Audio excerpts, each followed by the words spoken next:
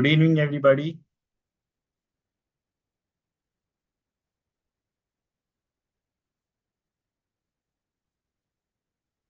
We are heading and progressing towards our chapters.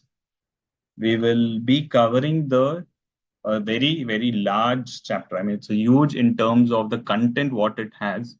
So we'll touch upon the major pointers which we have because exemptions, what we are going to discuss today, is quite a big topic because it has so many exemptions. And the intention of this session is not to explain all the exemptions. We will touch base on the exemptions which are critical so that other exemptions you can read it by yourself. They are definitely self-explanatory, but wherever there are important pointers to be looked into, we will cover that. Exemption can come as a question, as a part of a single question or part of a composite question wherein full taxable supply is given. Various kinds of supply has been provided to you, and you will have to identify what is the exempt supply and what is a normal supply. Okay. Yes. Good evening, everyone. Once again, we have started the chapter exemptions. So we are just going through the background of exemptions, and we will proceed with all the exemptions to the extent possible. I hope that this chapter, since it's being really lengthy, we will cover up the major exemptions, and I would expect that after the class, you go back and read through the notes and the Board of Studies material because it is so very lengthy that you will forget it even if you read it after a day, right? So read this chapter immediately after the class or maximum by tomorrow so that whatever we have discussed is fresh in your mind and you are in a position to grasp through and understand the chapters, the exemptions well in detail. Then. So we'll get into the chapter because due to paucity of time, we'll not be able to spend much time waiting for others. So we'll start off right away. See, firstly, we have to understand how the flow of taxation in GST works, right? We have gone through the previous chapters. From there, we'll catch up the flow. First is supply. When a supply is falling under the charging section, okay? When section 7 is saying about supply, then we go to charging section under 9. Whether a supply falls under the charging section 9, then it is chargeable to GST. So primarily, all the things what are there in section 9 is liable to GST. ठीक है? तो section 9 के अंदर जो भी है वो GST का levy में आ जाता है because 9 is a charging section or a levy section itself जो हमने discuss किया है. तो section 9 में अगर आ गया है तो levy है. लेकिन section 9 also has some exemptions, right? It's not an exemption, it is exclusion from the scope of supply and from the levy of the GST itself. What are they? They are those alcoholic liquor for human consumption and 5 petroleum products which are outside the scope of supply itself. So on these 6 things, so there is no GST. Apart from that, everything is liable for GST. So once it is liable, will everything become taxable? Yes, primarily it become taxable. But then government came up with saying that, okay, even if it is not there in section 7 as outside the scope of GST, we'll give exemptions to certain goods and certain services. If they are coming under those exemptions, then you will not have to charge the GST. So first we will see section 7, then we will go to the exemptions. Exemptions are given through section 11, but the exemption list is so big. The list of exempted items of goods, exempted items of services are so big that they cannot be included in the act itself. That's the reason they are being provided through a separate notification. The power to issue that notification is coming from section 11. So we'll see 7, then we'll see section 11, the notifications issued under 11. If the items are there under these exemption notifications, I provide some service and that service is mentioned in this notification, Then in the notification, so there are two notifications. One is notification for goods. Another one is notification for exemption of services. If my service falls under this notification for exemption, then again there is no GST. Okay, so you start with 7. 7 में petroleum products नहीं है, so then leave that out. Then for alcoholic liquor for human consumption is out, leave that out. Then all other items are taxable. Then you see the exemption notifications. Is your product there under the exemption notification? Then that is also out. And balance, whatever is left, is only taxable. Okay? What is a exempt supply? Exempt supply is defined under the law. Exempt supply means supply of any goods or services or both which attracts nil rate of tax, okay, or which is wholly exempt from tax and includes non-taxable supply. So exempt supply का definition में तीन चीजें आ जाती हैं.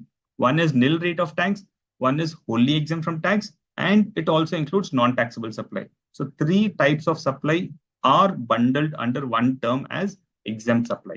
Firstly, nil rate of tax, which means the rate, we have a rate notification, which is a notification which says for this product, this will be the rate, and for this services, this will be the rate, which means it will say construction service taxable at 5%, subject to certain conditions. A service of a software, okay, software services is taxable at 18%. So that notification will provide all the services and it will mention the rate. In that notification, if the rate is nil, that means it is an exempt supply because it is a service which attracts nil rate of tax or which is wholly exempt.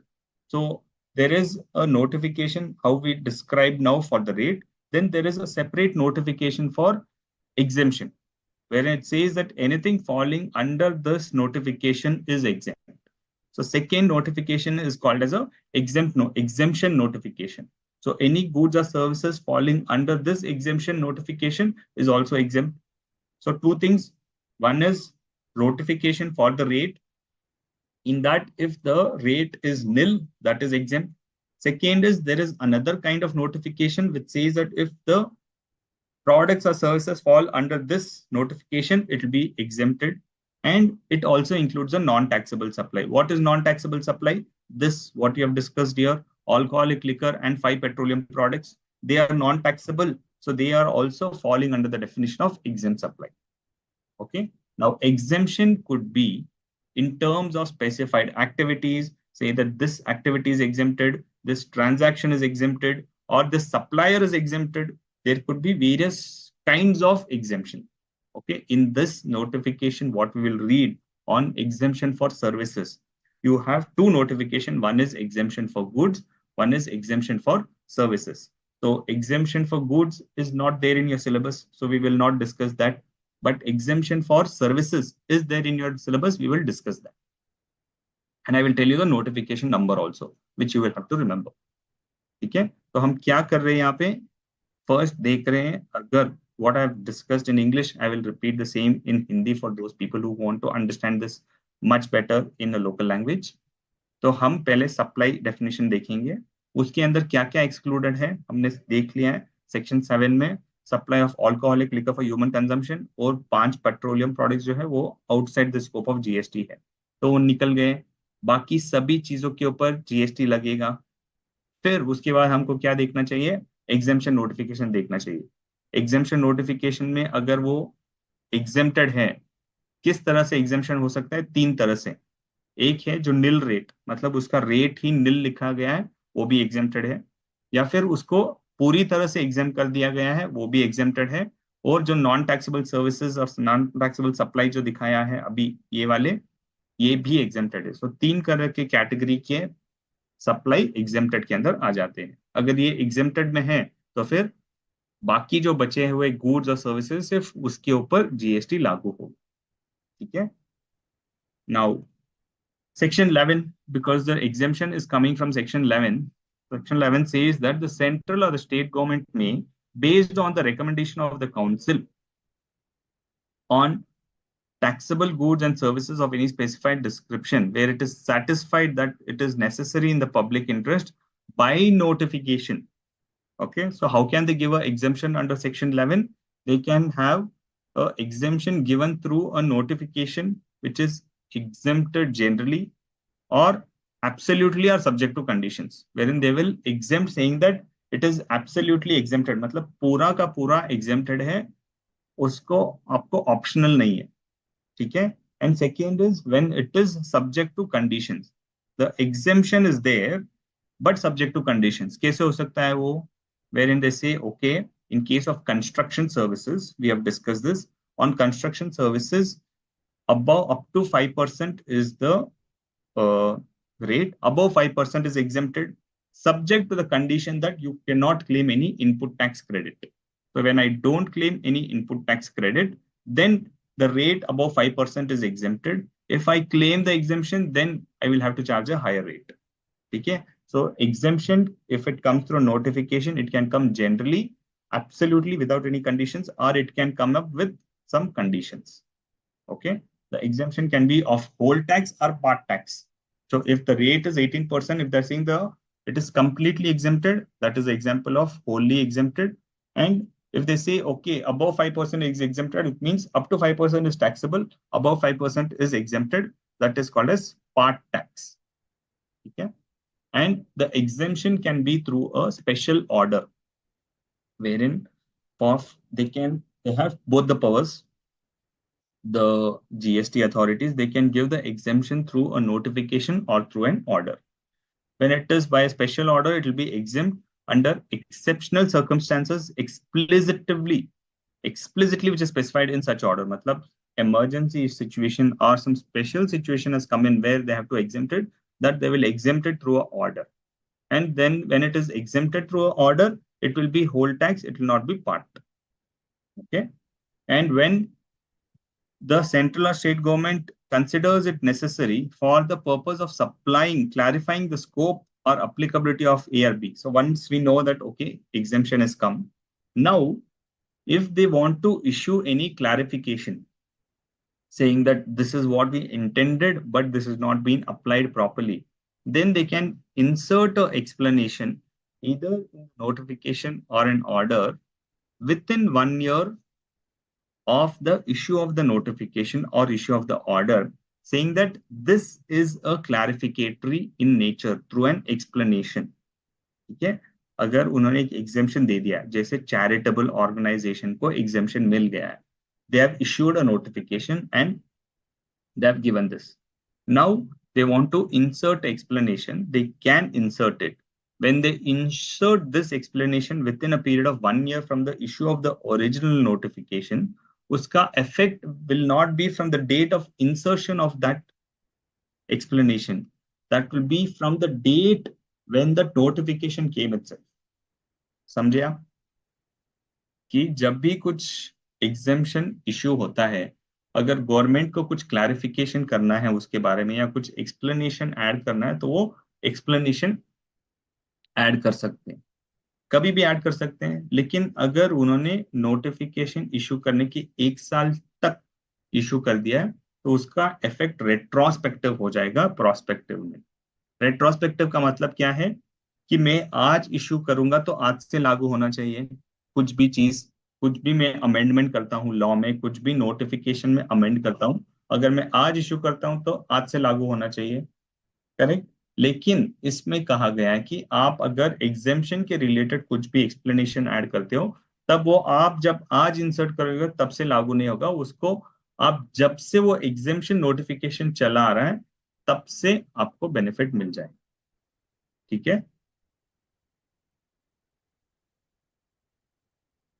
Unikrishnan, will petroleum supply include under exempt supply? Yes, because exempt supply includes non-taxable supply, so it will become a part of the exempt supply itself. What is the relevance of including it under exempt supply? We will come to know about that when we discuss the chapter of input tax credit. Why is that? Because whenever I do any exempt supply, this we have seen, right, in when we are discussing on the discussion on the chapter of supply, The government gives you the input tax credit so that when you are selling something, the government will get the bank tax back. So they will give you the benefit of input tax. But in case of an exempt supply, wherein you're making a supply on which there is no tax, तो फिर आपको input भी नहीं मिलना चाहिए. So in that case, you will have to reverse the input proportionately. Since we have to reverse the input proportionately, all taxable supplies and supplies which is not chargeable except zero rated supply, whatever supplies and make which is exempted. So these petroleum products and alcoholic liquor for human consumption, they're outside the scope of supply itself. By including them under this exempt supply, any ITC which I'm availing for selling this, manufacturing this, will also not be available to claim the credit. इसीलिए उन्होंने these non-taxable supply also is included within the definition of exempt supply. Okay, so this was a little heavy. Please let me know whether you have understood the concept clear, then we'll proceed further. Because this will very much be helpful for you to understand the input tax credit.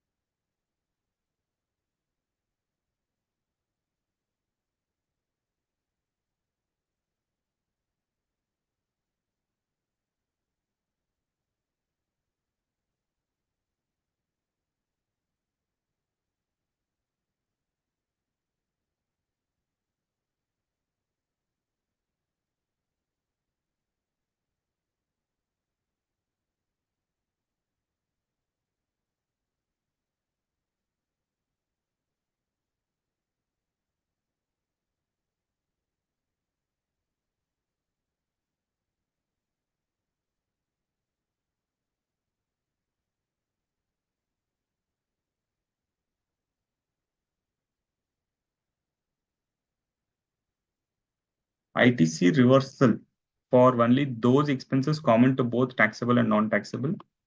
Unikrishnan, that's a good question. So when the input tax credit, okay, now say you are selling umbrellas and umbrellas is say exempted. It is not, but for our example, say umbrellas is exempted. And the raw materials, when you buy, it is taxable. So when you buy these raw materials and you sell umbrellas, the inputs are the consumables or the raw materials what you're purchasing on which you'll pay GST, you're fully using it for umbrella. So the purchase cost or the GST which is charged on purchase of the raw material for manufacturing of umbrella will fully be disallowed. You have to reverse complete ITC because your output is completely exempted.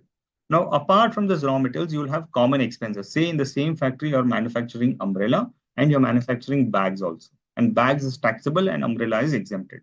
So in that case, that rent is a common credit that you will have to apportion on the basis of turnover. Audit fees will be common audit fees for both. Like that, those common expenses you will apportion based on taxable or non-taxable. But those expenses which you are using specifically, completely for your exempt supply, that will fully be reversed. Balance, which is common credit, will be proportionately be reversed. Sumit, clear hai? Very nice.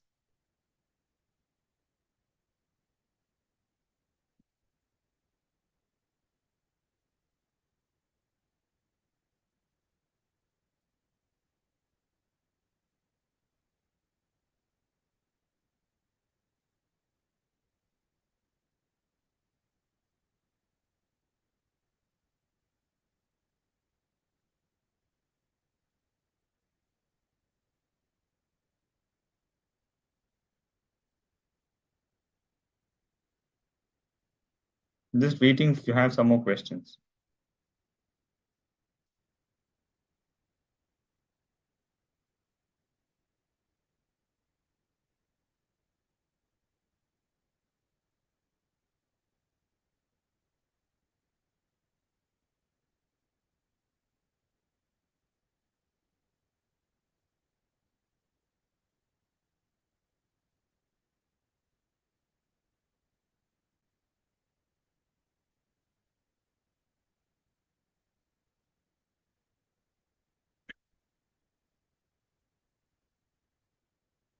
Got it. Okay. So let's proceed further then. Why the exemption is important?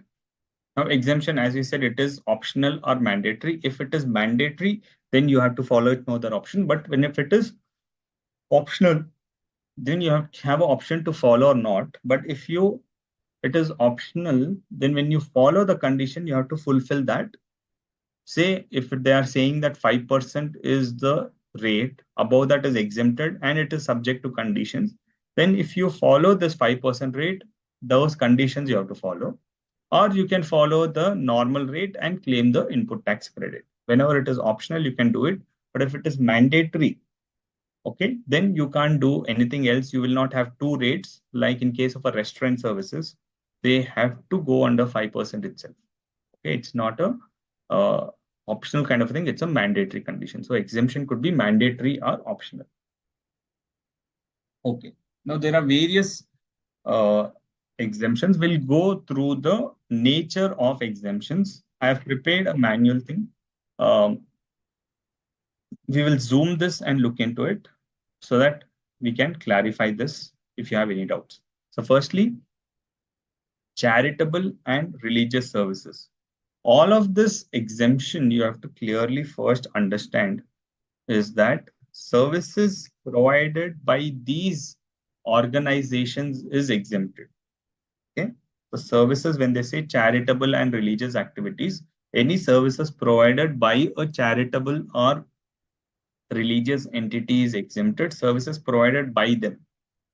But services provided to them, or in another words, services which is received by these organizations, they are not exempted. When you provide any services to a charitable organization, okay, it's a charitable organization, the services what they provide is like very meticulous and they charge something which is exempted. Okay. And now this charitable organization is saying that we need your audit services. You please give the audit. We have done the audit and given them. Sir, we are very poor. We do something for the welfare of the poor. We are a charitable organization. Please don't charge GST to us. It's another burden to us. So can I say that, okay, I will not charge GST? Am I, is the GST law permitting me that I should not charge GST for these charitable organizations? Is it permitted?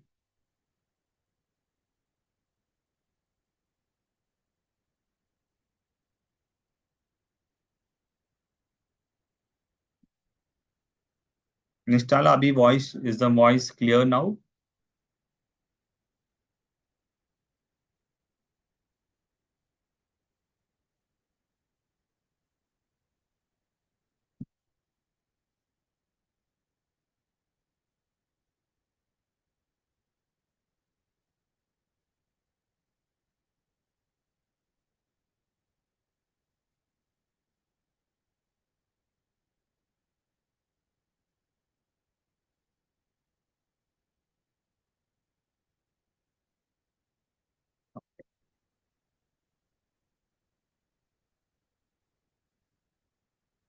ठीक है.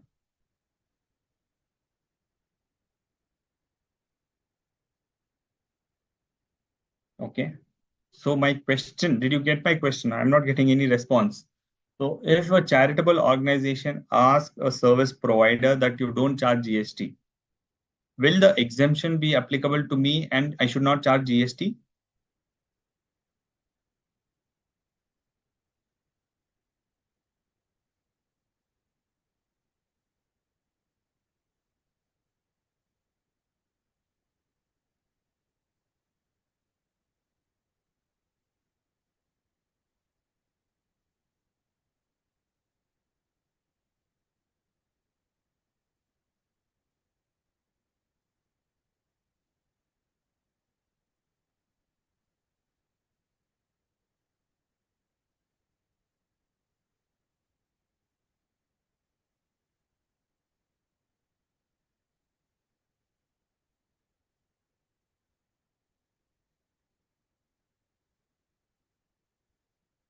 Okay, no, not applicable.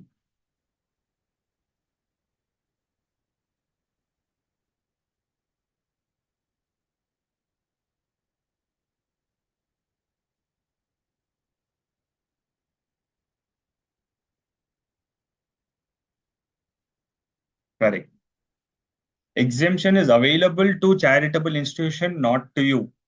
GST should be paid. It is mandatory. Pooja, my question is, there is a charitable organization. They are exempt, okay, under this GST. Now, when I provide services to them, should I charge GST or no? Is my services to this organization exempted or taxable?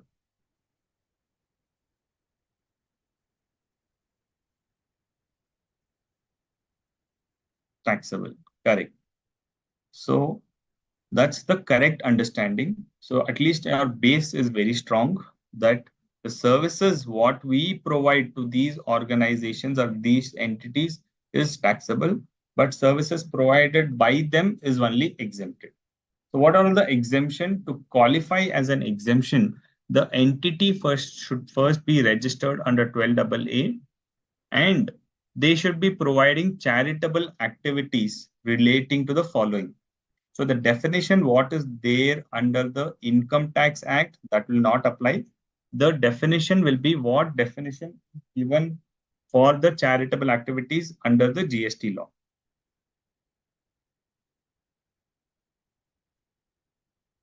So the charitable activities is defined as the charitable activities relating to public health, advancement of religion, and advancement of educational purposes.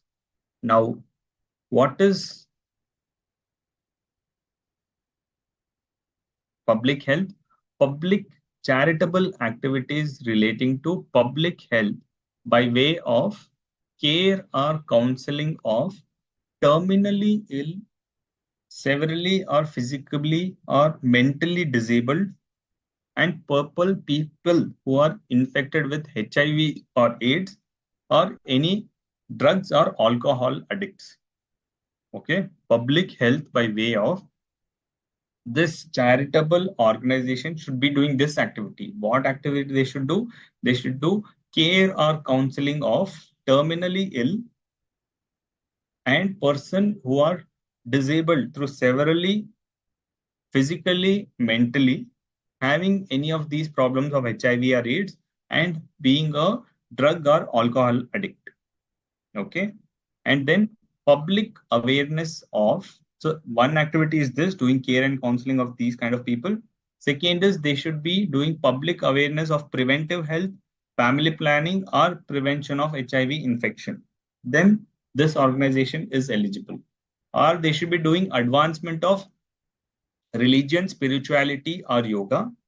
Or they should be doing advancement of educational programs or skill development relating to abandoned or orphaned or homeless children, educational program related specifically to these children. So if there's a charitable organization who is doing normal school, then they will not be exempted under this exemption. They can get exempted under a separate exemption line, but not under this charitable organization. They should be specifically doing educational program or skill development relating to abandoned, orphaned, or homeless children, or to any physically or mentally abused or traumatized person. Okay, specifically to these people, and to any prisoners or persons above the age of 65 years residing in rural areas. तो मतलब क्या हुआ कि जो भी organisation है वो ये काम करेगी तो उसको एग्जेम्पशन मिलेगा because they are doing charitable activities. तो चैरिटेबल एक्टिविटीज कुछ भी हो सकता है, right. I am running a company, मैं सबको एम्प्लॉयमेंट दे रहा हूँ, तो I can say I am doing a charitable activities. क्या वो क्वालिफाई होगा? नहीं, क्योंकि जो स्पेसिफिकली यहाँ पे डिफाइंड है, अगर ये काम करोगे आप तभी आपको एग्जेम्पशन मिलेगा. What all activities? Public health करना चाहिए मुझे, care counselling of special category of people करना चाहिए, और I should be doing public awareness activities. ठीक है. या फिर we have to do advancement of religion, spirituality और योगा. सिर्फ ये तीन चीजों के लिए एग्जेम्पशन मिलेगा. योगा भी अमेंडमेंट हुआ है. Today is world yoga day, so you should be having this in mind कि हाँ, रिलीजियस, स्पिरिचुअलिटी और योगा का जो भी मैं एडवांसमेंट कर रहा हूँ उसके लिए भी एग्जेम्पशन मिलेगा. फिर एडवांसमेंट ऑफ एजुकेशनल प्रोग्राम्स और स्किल डेवलपमेंट प्रोग्राम्स करता हूँ. किन के लिए? स्पेसिफिकली इन लोगों के लिए, अबैंडन्ड, ऑर्फन्ड और homeless children, physically mentally abuse traumatised person, मतलब जो लोग अफेक्टेड है मेंटली या फिजिकली उनके लिए ही, या फिर प्रिजनर्स के लिए मैं कुछ कर रहा हूँ, या फिर पीपल जो सीनियर सिटीजन है। कौन है senior citizen? Who are above 65 years and they are residing in rural areas. Urban area वालों को आप करोगे तो फिर नहीं मिलेगा आपको exemption. You should be doing something for senior citizen who are residing in rural areas. ठीक है। या फिर prevention of any kind of environment, forest, wild life, watershed, इसके कारण इन चीजों के लिए आप कुछ करते हो तो फिर आपको एग्जेम्पशन मिलेगा। क्या?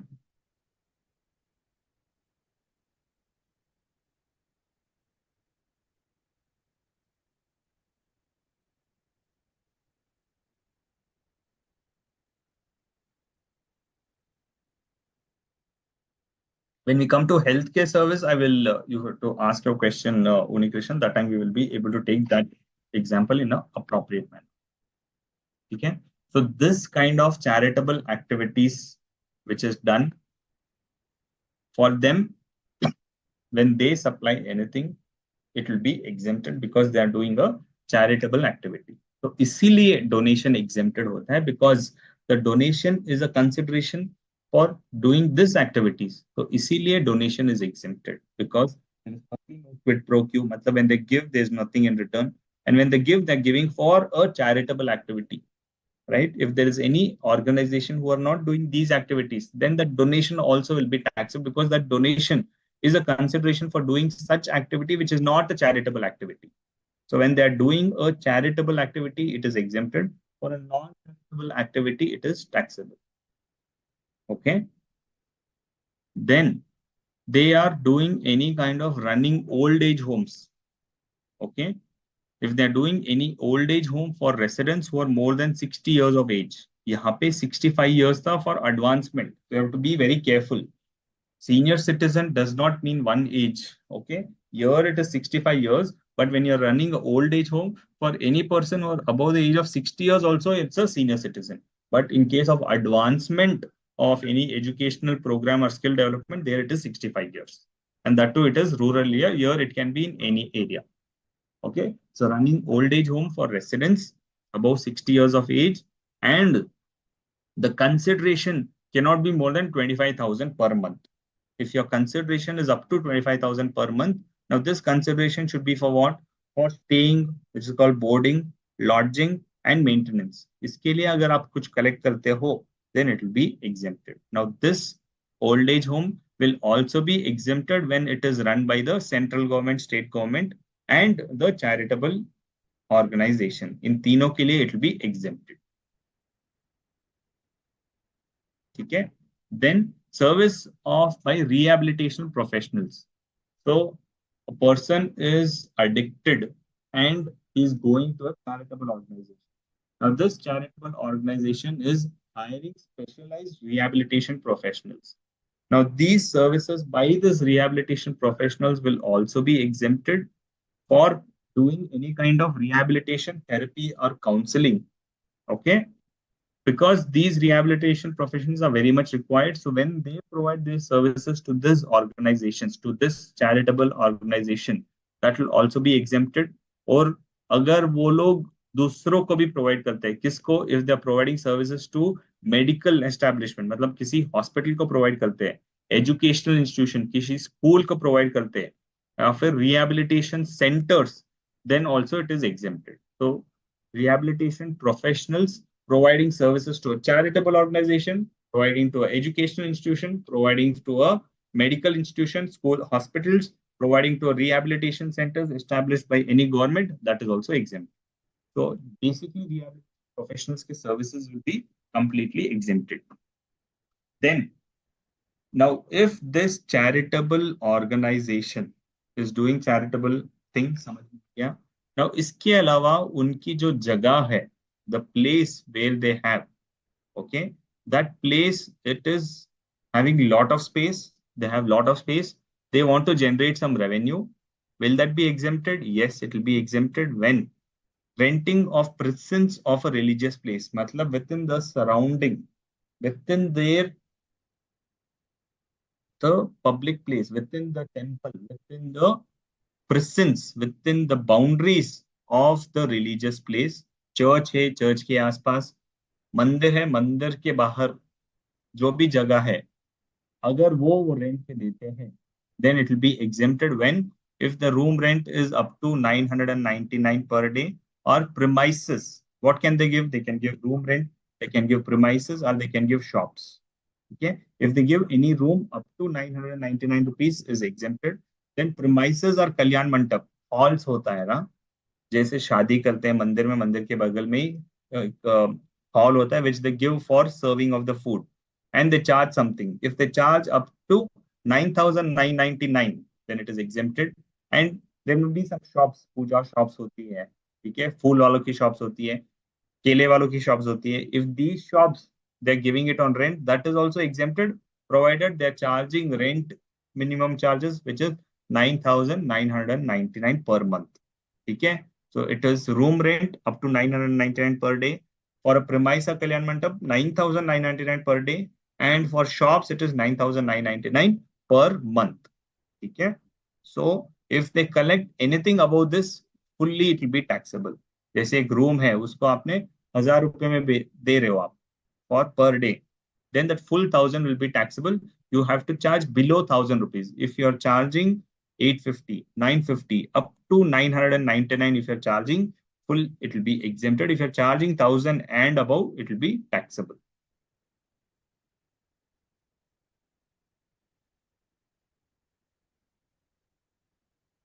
Then shops, we understood. Then Pandit services, जो pilgrimage, conduct of religious ceremony करते हैं. It could be a Pandit or it could be a any person in any religion.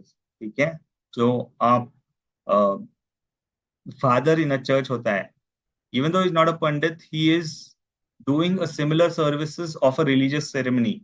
Okay, all those services, whatever consideration they get, that is also exempted. Then hostel accommodation was exempted when the hostel services were up to 999, but this is deleted. इसका मतलब क्या हुआ? If a charitable organization is running the hostel and they're collecting even 500 rupees, that will also be taxable because this exemption is deleted with effect from 18 July 22. बहुत important है क्योंकि पहले तो exempted था, अभी taxable हो गया है. ठीक है. Then training or coaching services, when the charitable organization is providing training or coaching services in recreational activities relating to sports, okay, that is exempted. Only on sports it is exempted.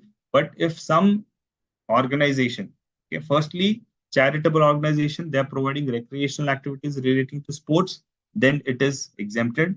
But अगर कोई training or coaching in recreational activities provide करता है relating to arts or culture, that is also exempted. By whom? By anybody. अगर आप arts और culture provide करते हो, तब आपको charitable या religious organization बनने की जरूरत नहीं. Even without this, normally without any registration, if you're doing anything to do with art or culture, that is exempt. ठीक है. अगर recreational activities relating to sports करते हो, then you have to be a charitable organization. ठीक है. And any religious pilgrimage services provided by Kumar Mandal Vikas Nigam limited, जो हम service KMVNL वो है जो सर्विस प्रोवाइड करती है in terms of Kailash Mansarovar. So any services, so there's a committee called as KMVNL. तो कैलाश मानसरोवर के लिए जो कमिटी वो सर्विस प्रोवाइड करती है KMVNL, और जब हज जाने के लिए there is a Haj committee. तो these two organisation specifically, these services provided by them is exempted. Okay? So the main objective for this is these entities should be registered under 12AA or 12AB. Without this registration, they will not get any of these exemptions. So primarily the main condition is they have to be registered under 12AA or AB, and they should be providing these specific services, only then it is exempt.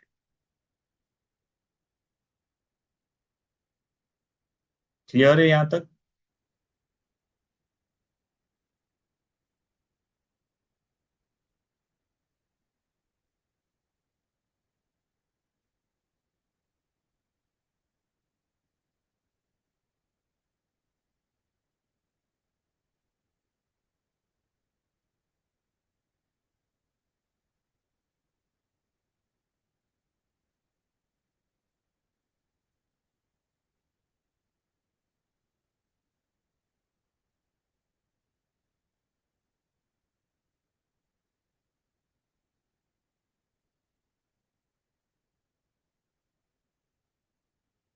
Okay, let's proceed to the next exemption. This is the definitions of the terms what we have discussed there. So this becomes very theoretical. That's why I put it in a diagrammatic format.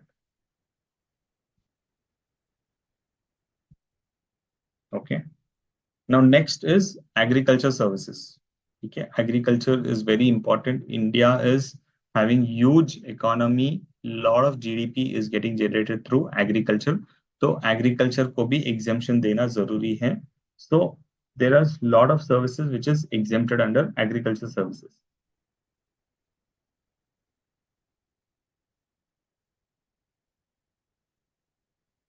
Okay, so the basic requirement is the first the goods portion.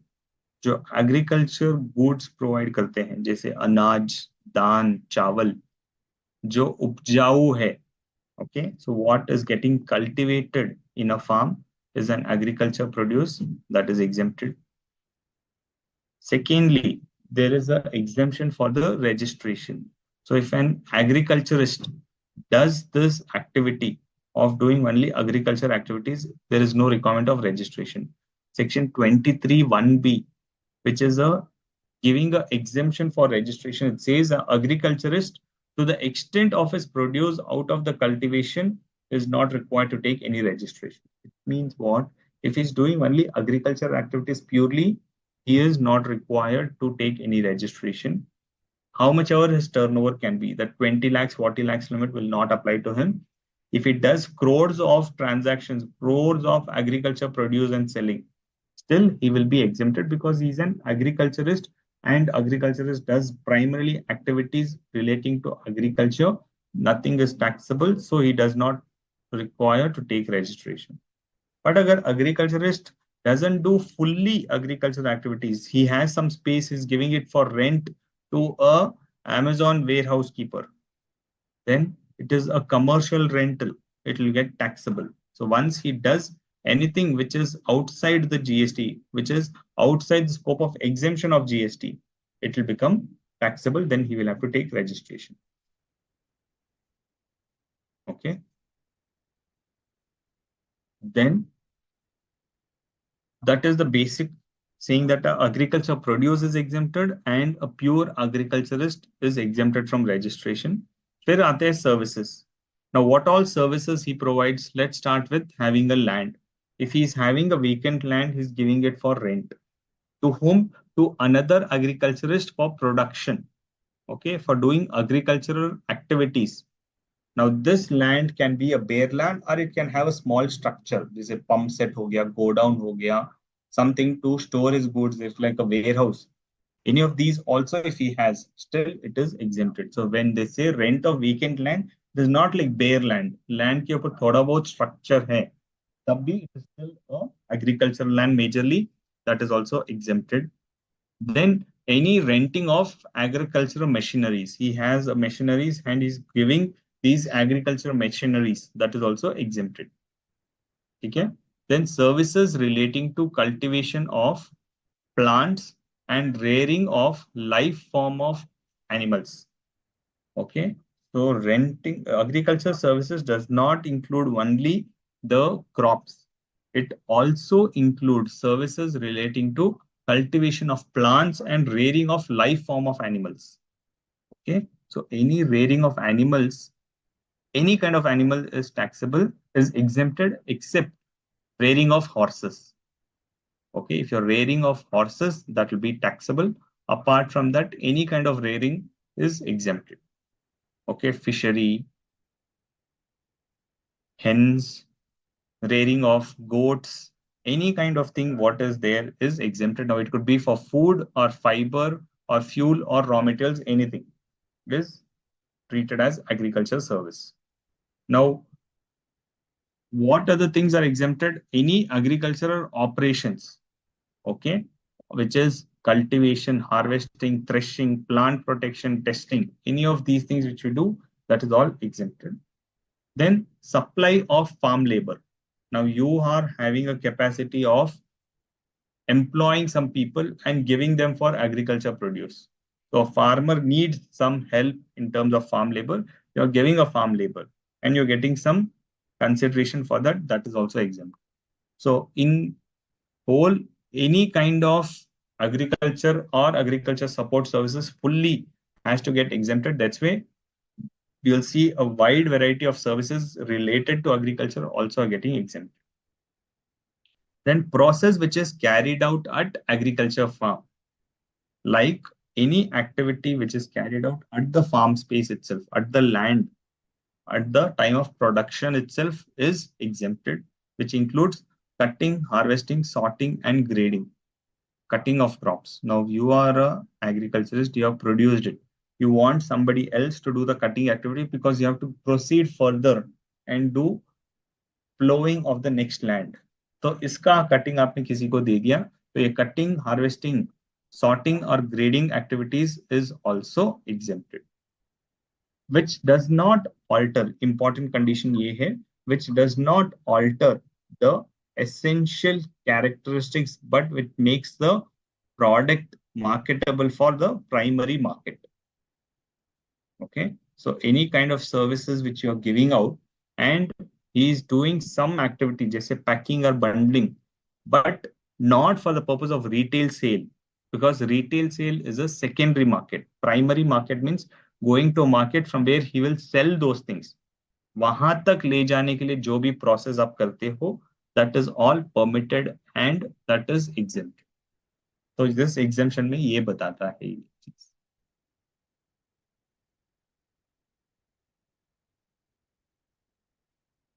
Okay, then warehousing. In warehousing, fumigation in a warehouse of agriculture produce, this was earlier exempted, now it is taxable. Okay, so fumigation if you do in a warehouse, it is taxable. Then warehouse of minor forest produce, like any tamarinds, bamboos production, that is also exempted. Then warehousing of agriculture produce. Okay, warehousing of agriculture produce and rice. Why rice they are mentioned? Because rice is not a primary product. It's not a agriculture produce. कभी सुना है कि rice agriculture produce नहीं है? मैंने तो यही सोचा था कि rice is a agriculture produce, लेकिन there is something else. What is it? Why is rice not treated as an agriculture produce and they're given separately? Because उन्होंने कहा warehousing of agriculture produce, तो उसमें rice include हो जाना चाहिए. But why they have given separately warehousing of agriculture produce and rice? Any guess?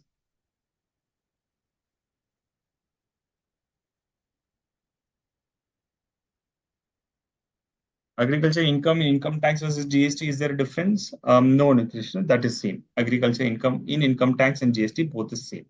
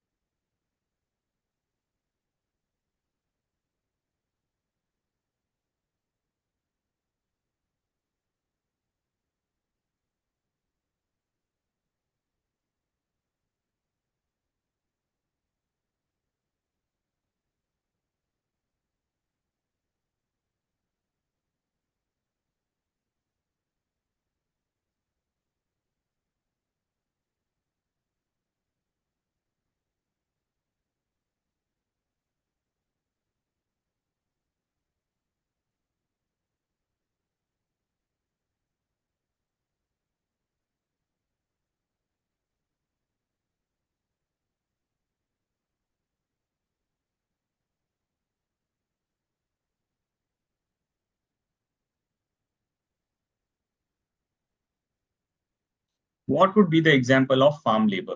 Okay, so when you do any kind of cultivation, okay, there is a season, right? Crops go on a seasonal basis. So there is a vast season wherein you need some support from another person who could help you in cutting it. Okay, so for that you will take the help of another laborer and you will pay him some consideration. Okay, you can either pay him directly or through another person who will source it, because finding a farm labor directly will be tough. So this special person or agencies or contractors, they will source some people and send it to you. So they services is also exempted. So it's a service of a farm labor. So laborer will come and provide that service, that is farm labor. Correct.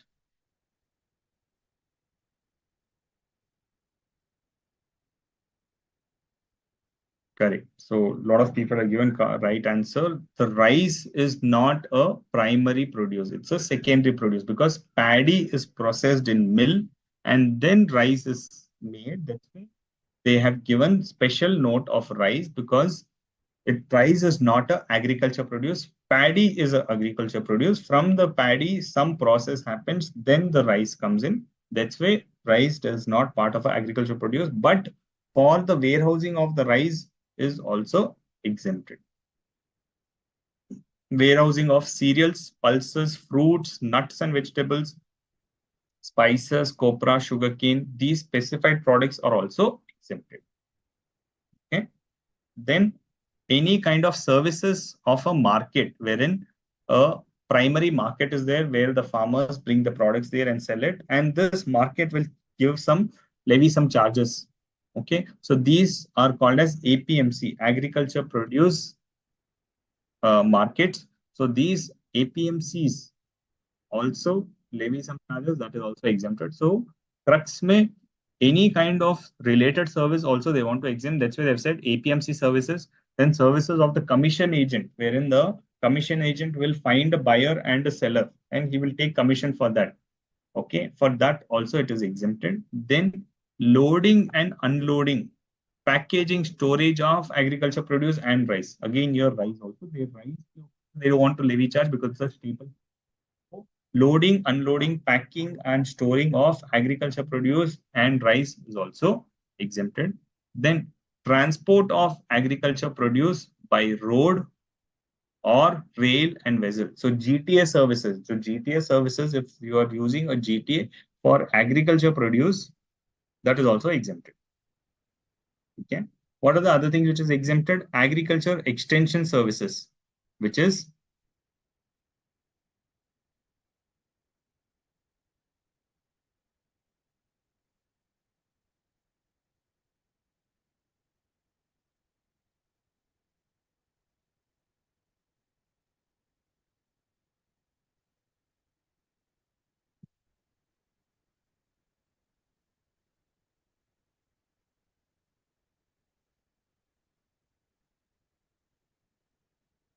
agriculture extension service are any kind of training, any kind of melas, kisan clubs, all of these which you're giving to a farmer, that is all exempted. It could be for application of scientific knowledge to agriculture produce. So when you have kisan clubs wherein all the farmers come in and they form a association for welfare of their own being, or they do training of how to check which produce to which seed to produce, which seed is good and which is not.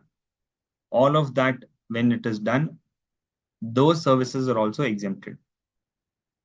Then artificial insemination, which means you have to produce kind of livestock. For that, any livestock which you use and you do a production, that is exempted other than horses.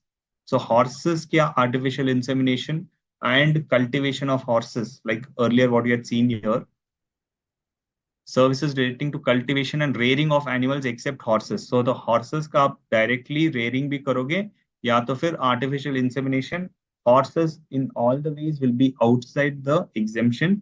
All other animals will be exempted. Okay. And when we say cultivation of plants and animals, it also includes pisciculture, which means rearing of fish, then sericulture, rearing of silkworms, and floriculture, cultivation of ornamental flowers. All of this will be under the definition of agriculture of produce itself. So it means so many exemptions are there. Now, what will be taxable? Taxable will be process which alter the essential character of the agriculture produce. That is, from potato is like say potato, it is a agriculture produce. Now cultivation or converting that, slicing it up and selling it as chips, that is not a agricultural activity, that will be taxable. From tomato, you make tomato ketchups, that is also taxable. And the process which makes the product produce itself, which is the agriculture produce, you are making it marketable in the retail market, will be taxable. In the primary market is exempted. If you do anything for the secondary market, like drying of pineapple, you cut the pineapples and put it into tins and you sell it in the secondary market or the retail market, all of that is taxable. Okay, that's the nutshell of agricultural exemption.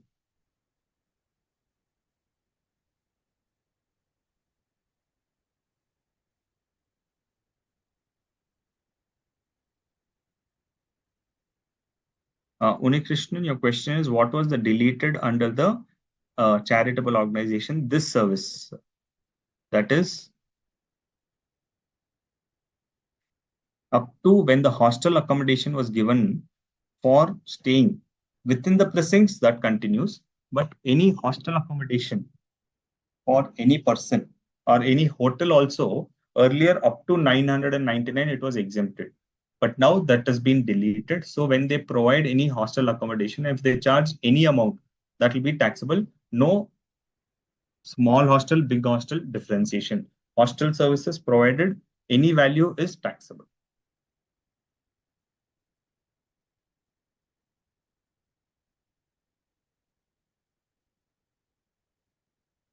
Any questions on agricultural services?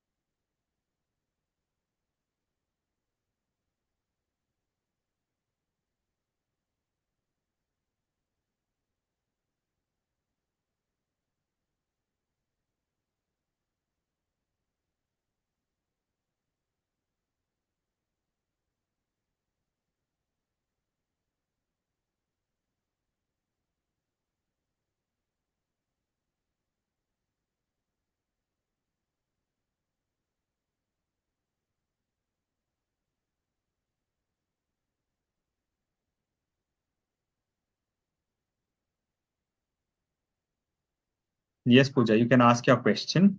क्या आपका question?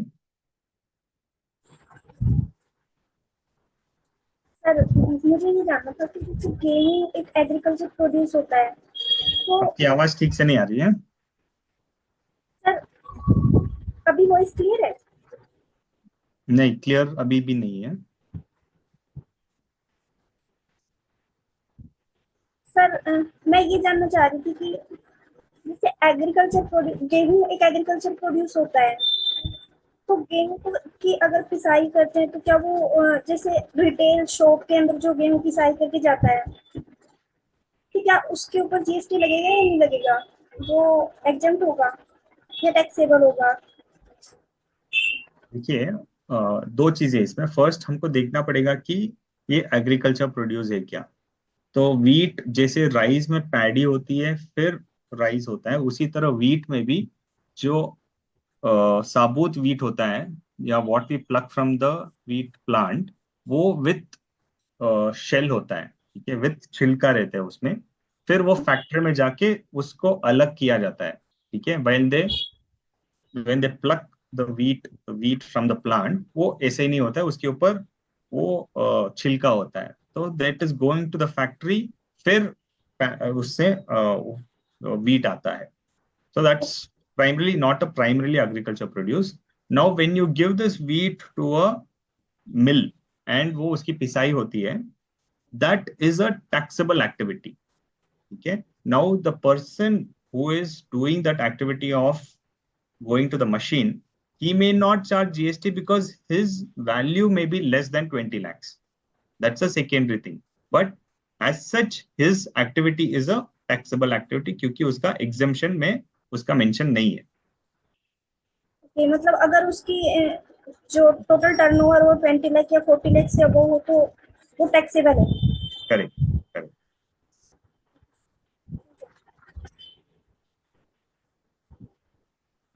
What is fumigation? Fumigation, Stanu, is when you have a warehouse and you have to blow some gases into it. Taki there are not germs and other insects coming in. That blowing of gases is called as fumigation activity. You have a special instruments to blow the gases everywhere. That is called as fumigation. Why rearing of horses exemption exceptional? Because other animals, right? You will rear only domestic animals, right? You will not rear the wild animals. So horse is a kind of domestic animal, but it is not used anyways directly for agricultural activities or for, kind of using it any of its products. Most of the horses you will use it for horse racing or for using a commercial purpose, like you will use it for your marriage activities, right? So they're all used for commercial activities or for horse races, and they're all taxable activities. That's why rearing of horses is not covered under exemption. It is under taxable activity.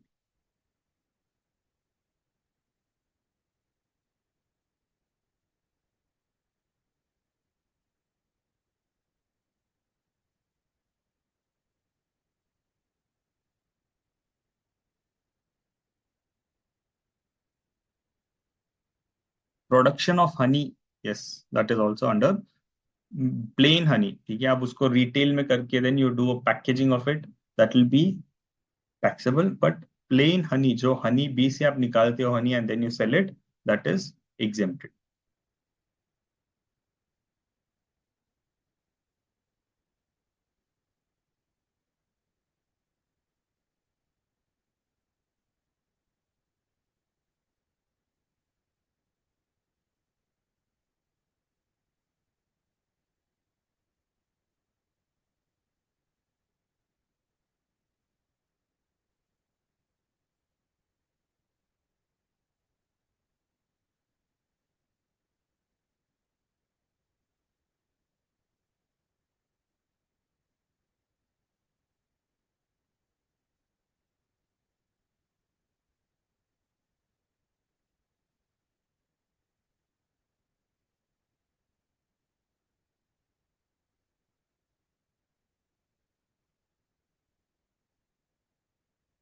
Let's proceed further. All this agriculture related services and things. Now, question is, what is the agriculture produce and non-agriculture produce? To differentiate this, there's a very confusing thing. So let's try to clarify that. Fruits is agriculture produce. Then dried or processed foods. Okay, now, like we had seen some fruits, they dry it and then they sell it. But it's still fruit, right? So it should be exempted? No.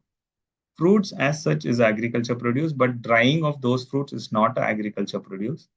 Pineapple is agriculture produce. When you do a tinning of that, it's not agriculture produce. Tea leaves, okay, the tea what we drink is a tea powder that is being processed at a factory. Then we get those tea powder or a same to do with coffee beans also. So tea leaves and coffee leaves, coffee beans, the bare minimum, they are agriculture produce. But the tea powder and the processed coffee beans, when they add some components and they break it, that is not a agriculture produce. Sugarcane is a agriculture produce. Jaggery is not. Whole pulses, okay, the green dal, okay, the black dal, the whole dal is a agriculture produce. When they dehusk it, remove the husk and they split it, then it is a non-agriculture produce. Similarly, paddy and rice. Okay. Now the question is, green tea or tea for consumption and processing of coffee beans, processing of sugarcane into jaggery, all of this changes its essential character. That's why they are all non-agriculture produce. टीन्ड pineapple मतलब? Sorry? टीन्ड pineapple means टीन्ड And pineapple pineapple. Yeah. So you have normal pineapple, you can cut it and eat it. But you have a kind of tins, मतलब जो tin आते हैं वो क्या करते हैं, pineapple को प्रोसेस करते हैं. They put it in hot sugar syrups. They cut it, peel it, and put it in hot sugar syrups and add some preservatives so that you can use those pineapples for a longer duration, even for a year. Okay, so this tinning activity is doing some process on those pineapples and making it sweets and adding preservatives to make it lasting for a longer duration. That is called as tinning of the pineapple.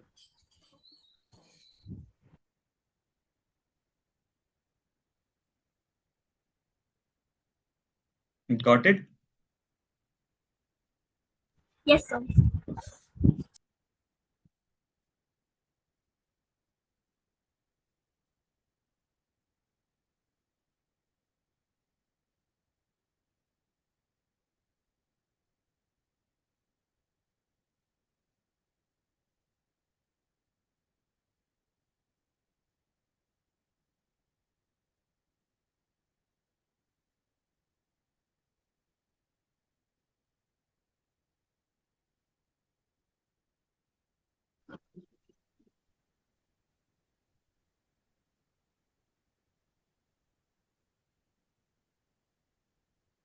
This is that example where you have pineapple slices and they're putting in a tin. So when you see it, it will be with sugar syrup.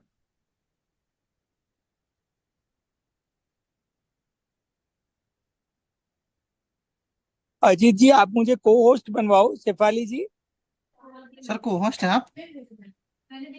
नहीं, मेरा video on नहीं हो रहा है। ठीक है। दीपक जी, हम पहले मिले हैं क्या? हाँ सर, इन हम पिछले क्लास 3-4 क्लास पहले मिले हैं। आप कहाँ से हो? बैंगलोर से। अच्छा, और ये क्लास किसकी है? इंटर की? हाँ सर। दीपक जी, स्टूडेंट्स जब मैं इंटरेक्ट कर रहा हूँ ना, उन्हें इनकम टैक्स डिफिकल्ट लगता है। सर ये जीएसटी की क्लास चल रही है। हाँ, जीएसटी भी डिफिकल्ट लगता है। ओके। तो इसको सरल कैसे बनाया जाए? तो हम लोग क्लास के बीच में इसको डिस्कस नहीं करके क्लास का फ्लो बिगाड़े बिना, if you can discuss it offline, that will be more fruitful, because class चल रही है और students are there in the track. अगर हम इसके बारे में बाद में बात कर सकते हैं तो फिर क्लास को स्टूडेंट्स का फ्लो नहीं बिगड़ेगा। नहीं, आप इसको हर क्लास में समझाते रहिए। ओके। हाँ, ठीक है। Okay, thank you. Thank you. So somebody और पूजा जी, ये है एग्जांपल वो टिनिंग ऑफ पाइनएप्पल का।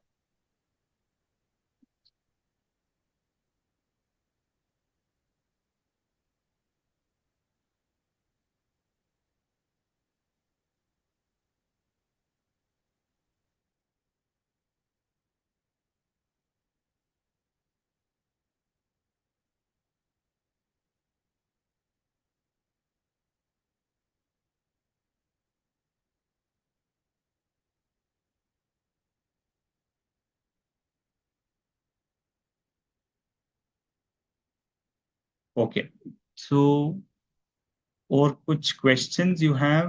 आई just take up.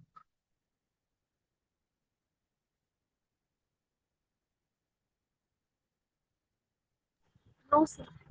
Okay, we'll proceed with next exemption, which is educational services.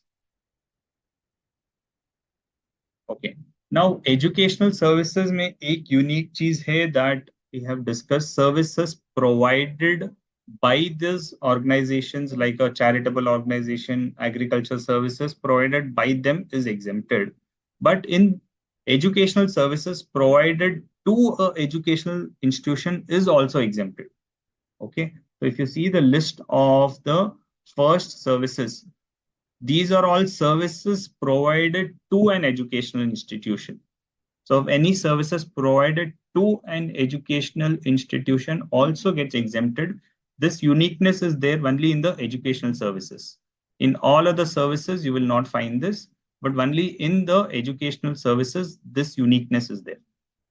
Services provided by educational institution definitely is exempted, like unlike other services. But in this, if you see services जो हम educational institution को provide करेंगे, वो भी exempt हो जाएगा. लेकिन कौन से services? Only specific services. ठीक है? तो ये चार्ट मैंने इसलिए बनाया है कि ये क्लैरिटी हो जाए कि services provided to an educational institution up to certain level only are exempt. तो उसके लिए first let us understand what is an educational institution.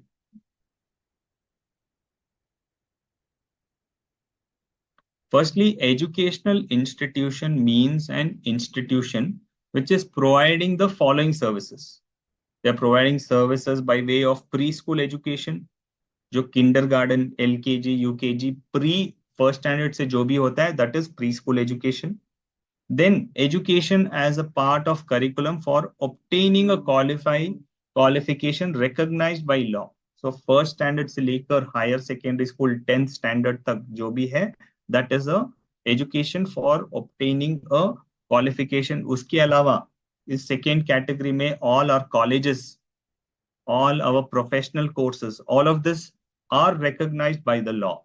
Correct? So that's why education as a part of curriculum for obtaining a qualification recognized by the law for the time being in force, all of this is exempted. So first standard से लेके आपका 10th, then colleges, degrees, post graduation, graduation, professionals, all of this education is exempted. So second one is very broad. First one is preschool. And third one is education as a part of approved vocational education. Matlab, there are special vocational education which is run by the Industrial Training Institute. जिनको technical knowledge नहीं है, उनके लिए कुछ kind of manual और कुछ kind of skill-based work है. That is getting covered under vocational education course. Okay, which is they should be affiliated to National Council for Vocational Training or a state council for vocational training. And those courses are in designated trades, which is notified by the Apprentice Act. Tab it will be qualified as a vocational educational course. Fine. And a modular employable skill course, which is approved by the NCVT, which is a government body. If these special courses are there, then they will be qualified under approved vocational educational course. Okay. So educational institutions are three types. One is preschool education, and here it also covers education up to higher secondary school. So first में ही आपका preschool or higher secondary school cover हो जाता है. Second, education as a part of curriculum for obtaining any kind of qualification. And third is education as a part of a approved vocational education course. So these three things are educational institutions activities. Now, when I provide services received by educational institution, what are all they? Now, first हम services provided पे considerate कर देते हैं. Services provided by educational institution to its students, faculties and staff. And then any kind of entrance exam what they conduct, that is also exempted. So आप school में fees भरते हैं, college में fees भरते हैं, that is exempted because they are services provided to me as a student or to a faculty or a staff. And then any kind of a entrance exam, जो entrance exam के लिए fees लेते हैं, that is also exempted. Okay, clear what they provide.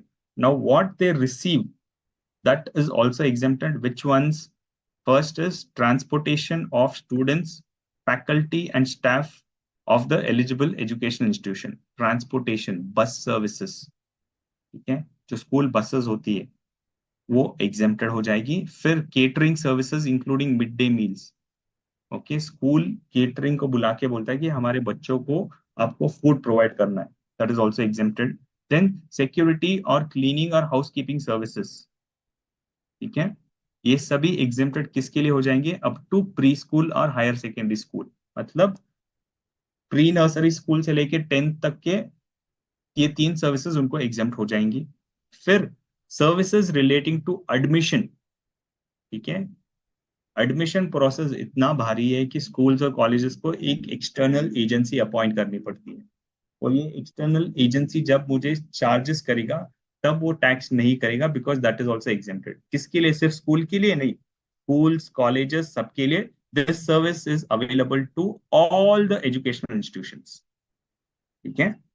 And supply of online educational journals और periodicals beyond higher secondary school, मतलब colleges या professional coaching centres, उनके लिए ये एग्जेम्प्टेड है, ठीक है। So one is ICAI is covered under educational institution. You tell me, will ICAI be covered under educational institution? What do you think?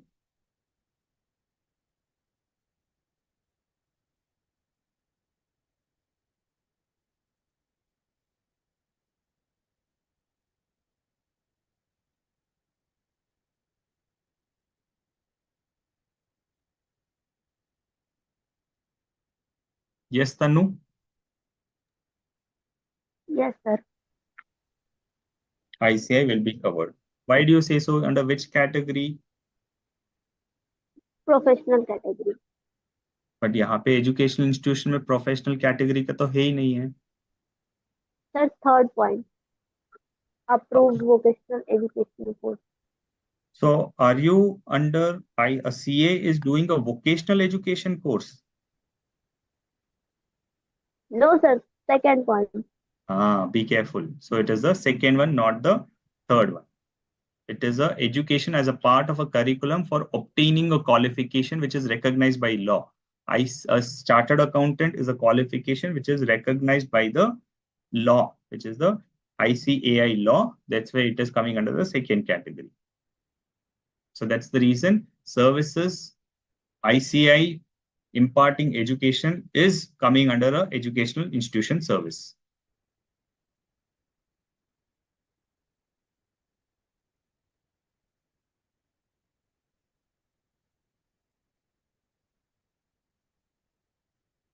Okay, so all the educational institutions getting services of admission is exempted. Transportation, catering services, security and cleaning is only up to the higher secondary school. And for higher, beyond higher secondary school, that is for colleges, if they are subscribing to any online educational journals or periodicals, that will be exempted for that. But this, if schools are taking, they will not get any exemption, because schools, only these three services will be exempt.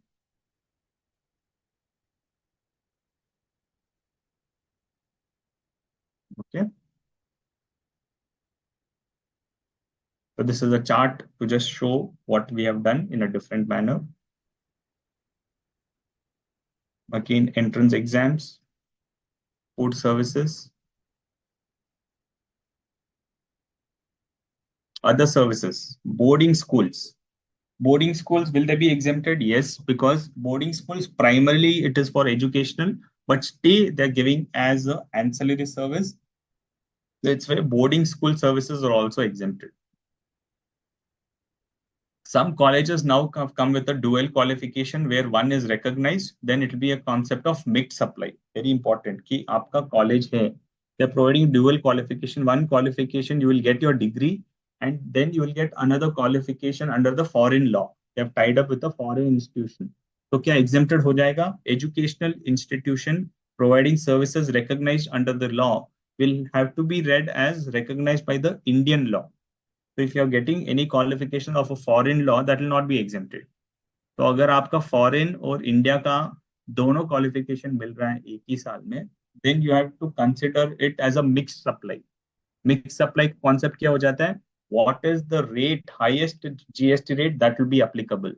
तो अगर आपका mixed supply है और आप अलग अलग provide कर सकते हो, लेकिन आप दोनों को मिक्स कर रहे हो, it's artificial bundling, right? Because other colleges do only Indian courses. आप अगर आर्टिफिशियली बंडल कर रहे हो, इंडियन कोर्स के लिए 1 लाख रुपीज, फॉरेन कोर्स के लिए 20,000 रुपीज, और 20,000 तो टैक्सेबल है और 1 लाख एग्जेम्प्टेड है, but since it becomes a mix supply, आपको पूरे 1,20,000 पे GST लगेगा. So if there is dual qualifications, the rate will be attracted. So we have to be very careful. And Then IIM's Indian Institution of Management does long-term courses, which is exempted. Now, if they do any short-term courses, they give a certificate, like it is not recognized by law, then that becomes taxable. Then fees charged from prospective employers कि आप हमारे college में आइए और recruitment कीजिए और हमको college को हम आपको इतना फैसिलिटी प्रोवाइड कर दे, यू हैव टू पे अस 10,000 20,000 rupees. That is taxable because that is not an educational service. Entrance fees, that is also exempted. Eligibility certificate, that is also exempted because it's all related to educational thing. Transfer certificate, migration certificate, that is exempted. Then maritime courses approved by Director General of Shipping, that is also exempt. ठीक है, ये सब circular से हमने निकाला है कि what does the circular से, उसका जस्ट हमने यहाँ पे बताया. ठीक है, तो next is health care services. Can we take a break of quick 10 minutes and assemble back at 7:30?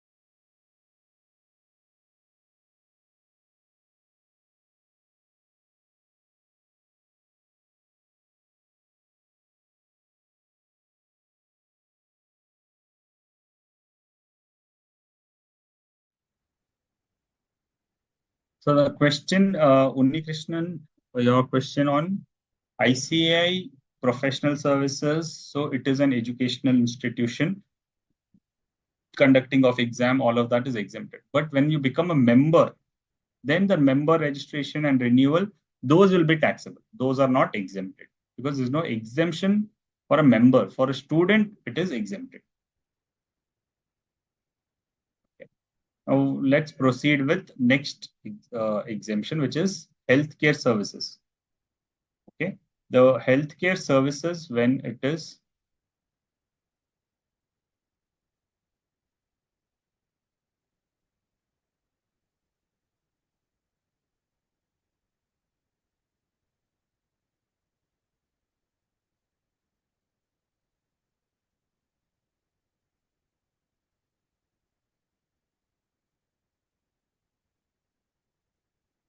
healthcare services means any services provided by a clinical establishment. What is a clinical establishment is defined as any hospital, a nursing home, or a lab. So which does diagnostics or investigation. So any kind of investigation or diagnosis which has been done. Okay, those and the hospitals, and you have any kind of a clinics, nursing homes, all of that where a doctor provides the services, all of that is a clinical establishment. And services provided by a clinical establishment or by a authorized medical practitioner is all exempted. So when you go to a hospital, hospital charges your bill, that is exempted. If you go to a doctor for a small kind of a treatment, that is also exempted. Now the services provided by a medical practitioner to a hospital, right? When he provides some services to a clinical establishment, that is also exempt, right? So services by a authorized medical practitioner, that is individual doctors, they provide directly to the patient or they provide to a clinical establishment. Both of them is exempted. Now, who is a medical practitioner? He is a practitioner who is registered with any council of recognized system of medicine. Now, a doctor can be a allopathic doctor, जो हम normal doctor बोलते हैं ना, that is a allopathic doctor. That service, Ayurvedic doctor, Unani doctor, any Siddha treatment, any kind of a recognized system of medicine, which is recognized under law in India, is a authorized medical practitioner. उसको certification मिला रहना चाहिए from that council. Okay, he is an authorized medical practitioner. Then any medical practitioner having requisite qualification, any medical professional having requisite qualification, he is also an authorized medical practitioner. Then there are other paramedics, which is who are trained healthcare professionals like nursing staff. When you go to a hospital, you have staff. They are all called as paramedics. Then physiotherapists. जब आपका कुछ bone टूट जाए, then they have to doctor बोलता है you have to go to physiotherapist. मतलब वो therapy करते हैं कि आपको नॉर्मल पोजीशन में लेके आने के लिए. So this services by a physiotherapist.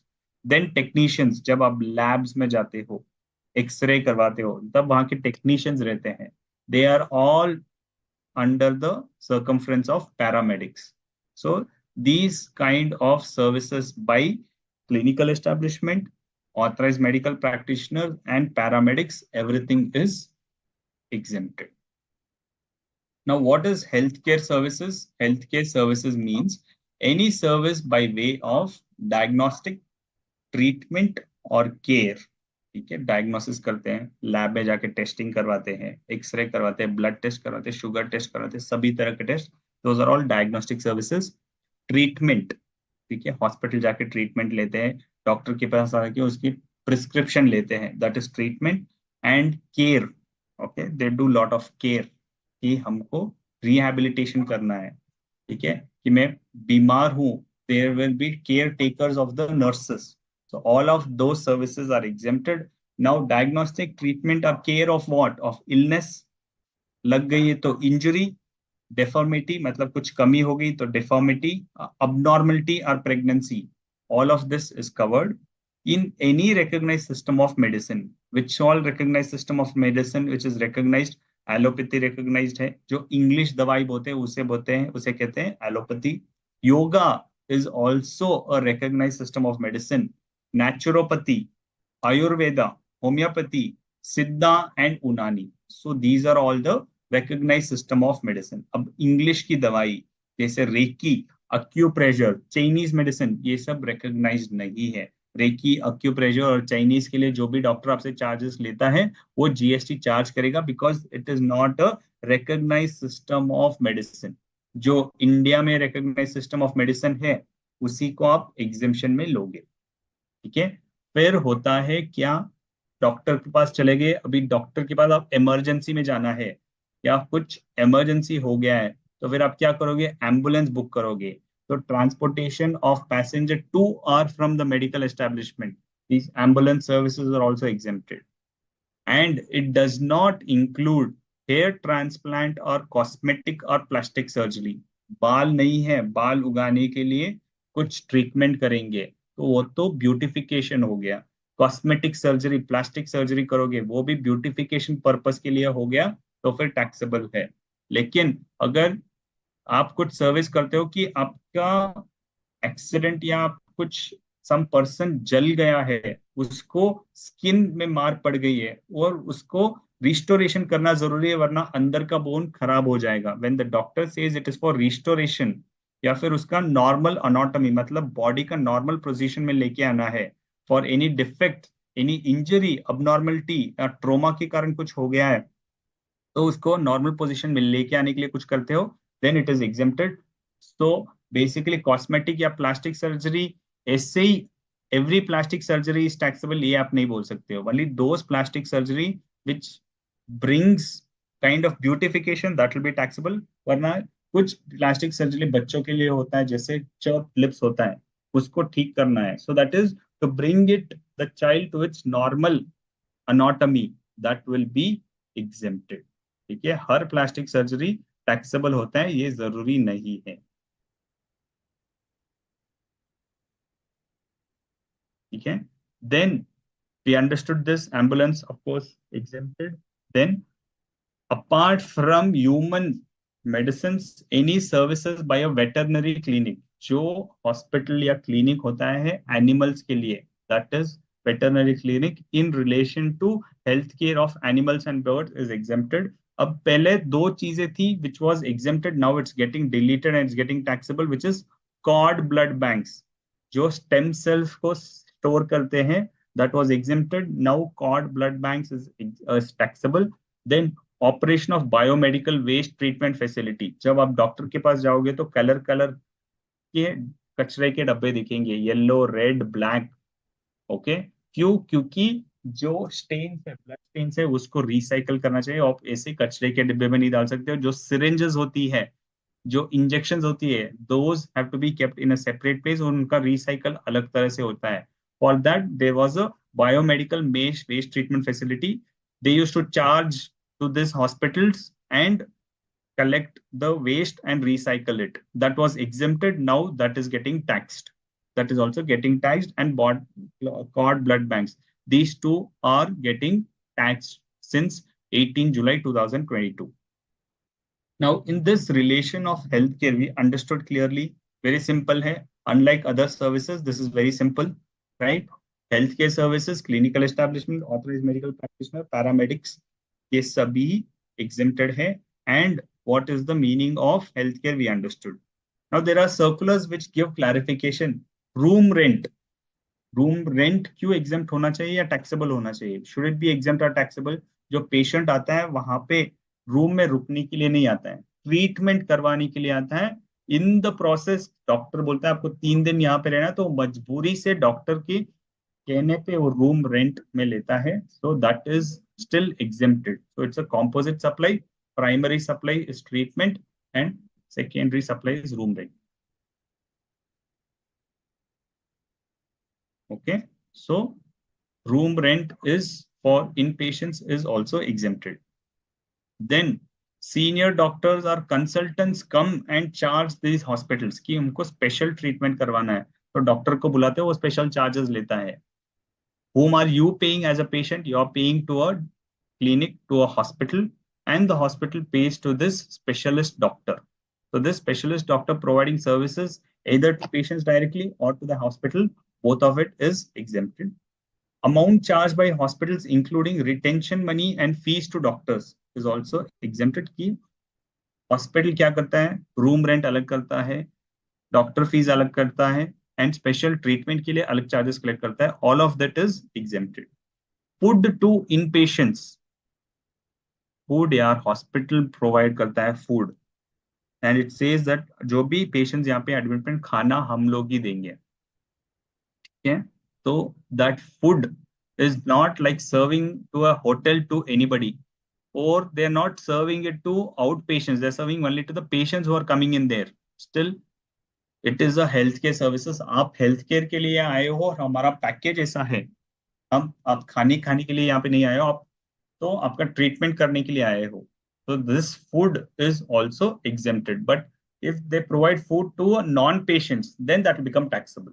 ठीक है, कि केयर टेकर के लिए भी प्रोवाइड करते हैं, that will become taxable. But to in patients, जो पेशेंट्स हॉस्पिटल के अंदर भर्ती होते हैं, उनके लिए जो फूड प्रोवाइड करते हैं, that will become exempted.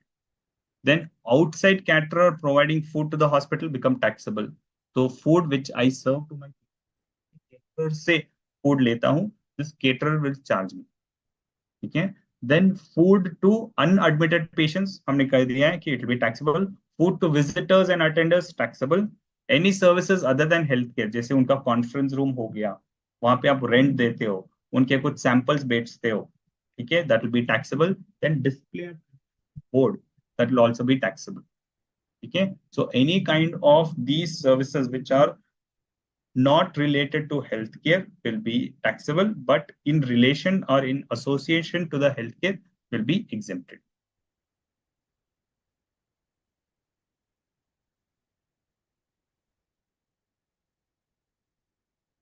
Any queries here? Healthcare तो हमारा बेसिक है, इसमें तो आपको क्वेरीज होना चाहिए कि ये exempted है या taxable है.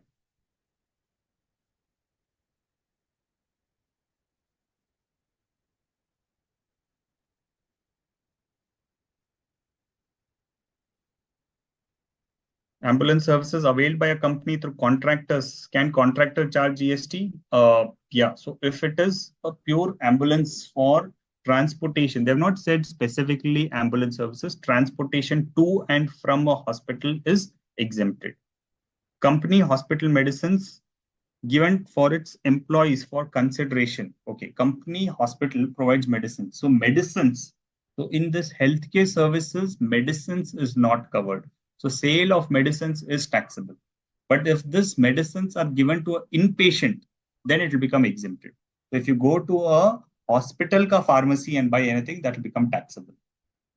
Food supplied by hospital to inpatient is exempted, to outpatient will be taxable.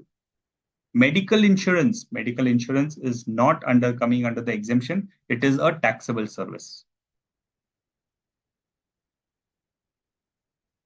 Because the insurance company takes the risk, and it's an insurance service, not a healthcare service. That will be taxable. Good question. Medical insurance and life insurance, both are taxable.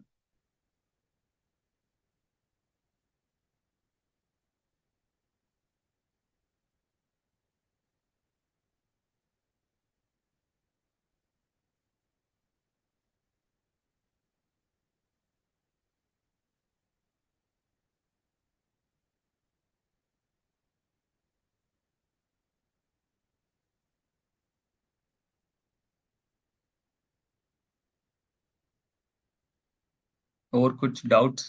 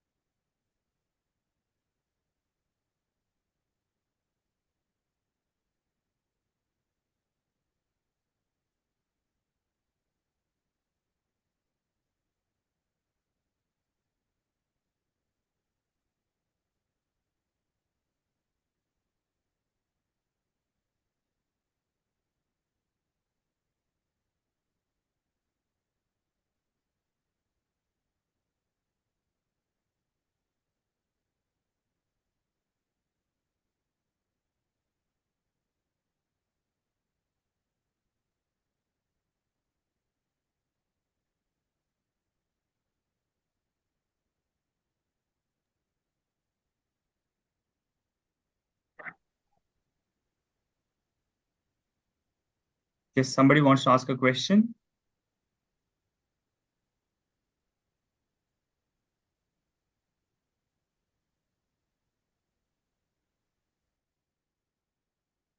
Okay.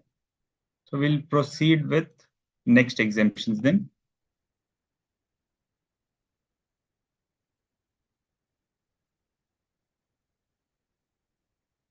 Just give me one moment.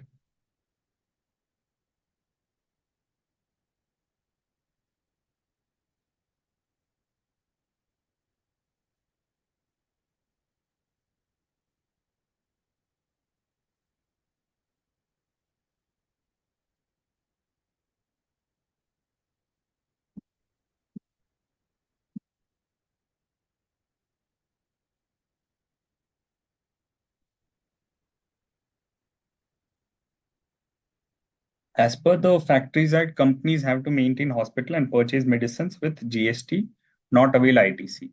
Medicines issued to employees free of cost and outsiders with consideration. What's the treatment? Okay. So the Factories Act, company has to maintain that hospital. So company will have a hospital and they purchase medicines with GST, not availed ITC. They have not availed ITC and now they are providing free of cost. Correct. So then since you have reversed the ITC, that's the correct procedure. If you avail the ITC, then you will have to reverse it. But if you have not availed the ITC, no GST implication because you have already reversed the ITC. You have done a correct tax treatment.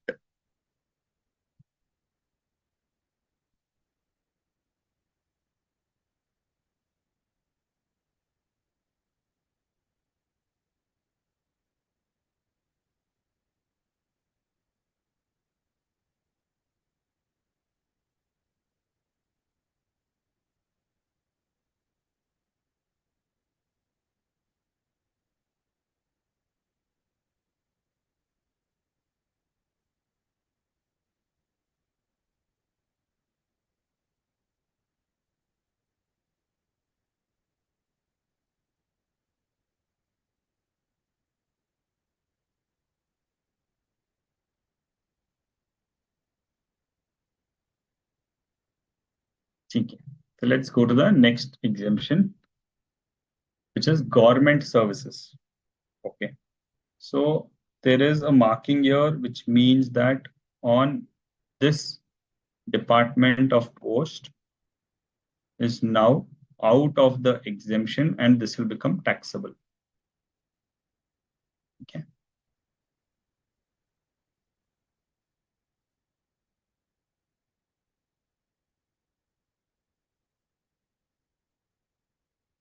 Above example, Unicretion for general public medicines issued with consideration. Okay, if it is issued with consideration, then it will be taxable. No, so even if you have reversed the ITC, but now if you are collecting consideration, then it will become taxable. That will not be exempted because medicine sales as such is not exempt. Medicines as a product is taxable. Healthcare as a service is exempted. So there's a difference. Healthcare services, when it is composite and you provide doctor services with medicines, then it's a composite supply. It's a composite supply of service. Healthcare service becomes exempted. But if you're only providing medicines, just medicines, and not doing a healthcare service, then it will be taxable.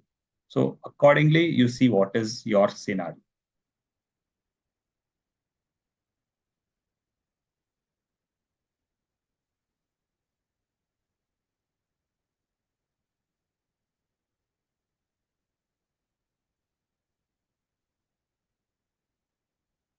Okay. Government services, if you are providing pure services, you're providing only services to the government.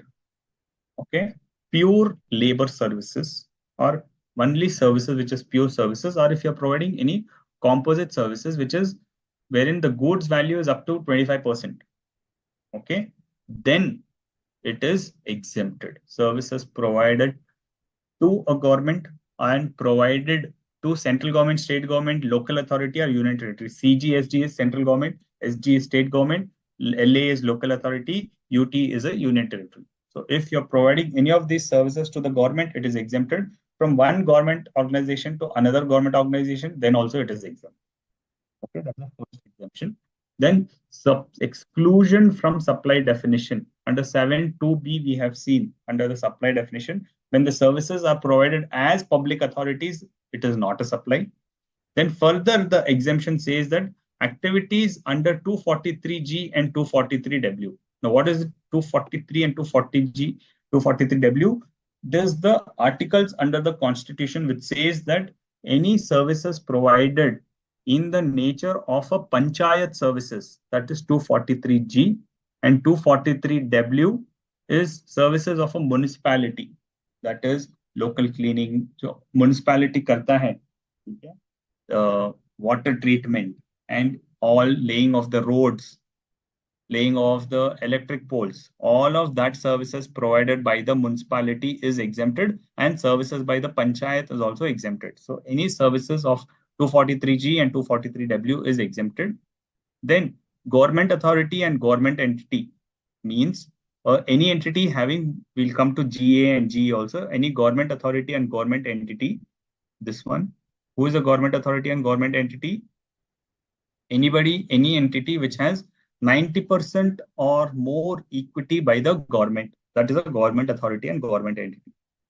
Okay. Now the activity provided under 243 and 240G, 243G and 243W by panchayat and municipality is exempted. Then supply of alcoholic liquor license is also exempted through this order, which we had seen, right? So alcoholic liquor for human consumption is outside GST. When they give this liquor license, that is also outside GST. Okay. Department of Post, it was exempted, forward charge, reverse charge. Now, Department of Post is not exempted. Any services Department of Post does, it will charge GST under forward charge itself. When we say FCM and RCM, why there is a distinction here is because in this slide itself, I want to explain you that some services of government is under forward charge. Some services will be under RCM, reverse charge. Okay.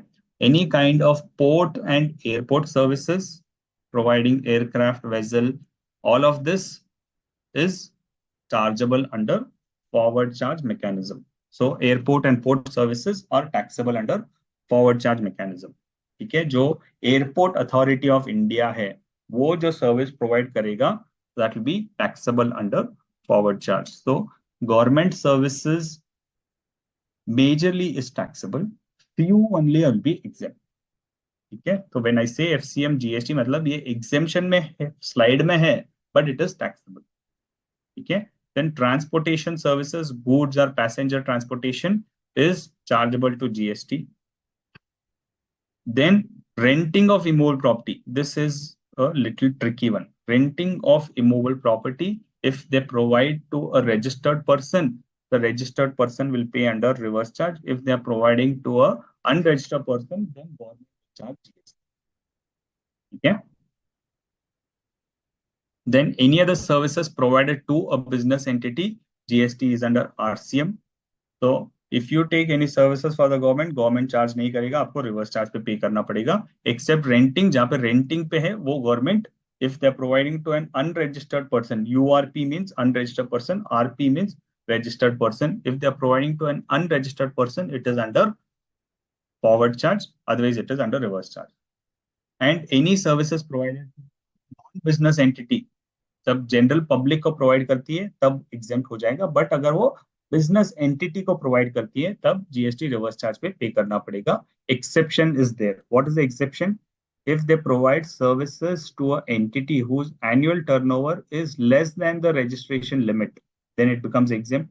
If they are providing to any entity who is having the turnover less than the registration limit, then it becomes exempt. But if they are providing to anybody who is having a more limit, then if it is a non-government entity, government entity to another government entity, exempt. If they are providing from one government entity to non-government entity, if the value is less than 5,000, then it becomes exempt. If it is more than 5,000, then reverse.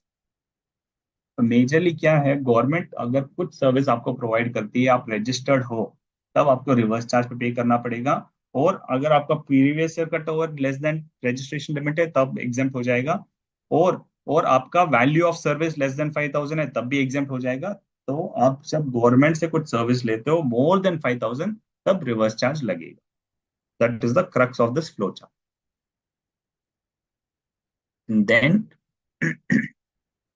specifically exempt, there are some special services. What are those special services? Guaranteeing loans to government undertaking.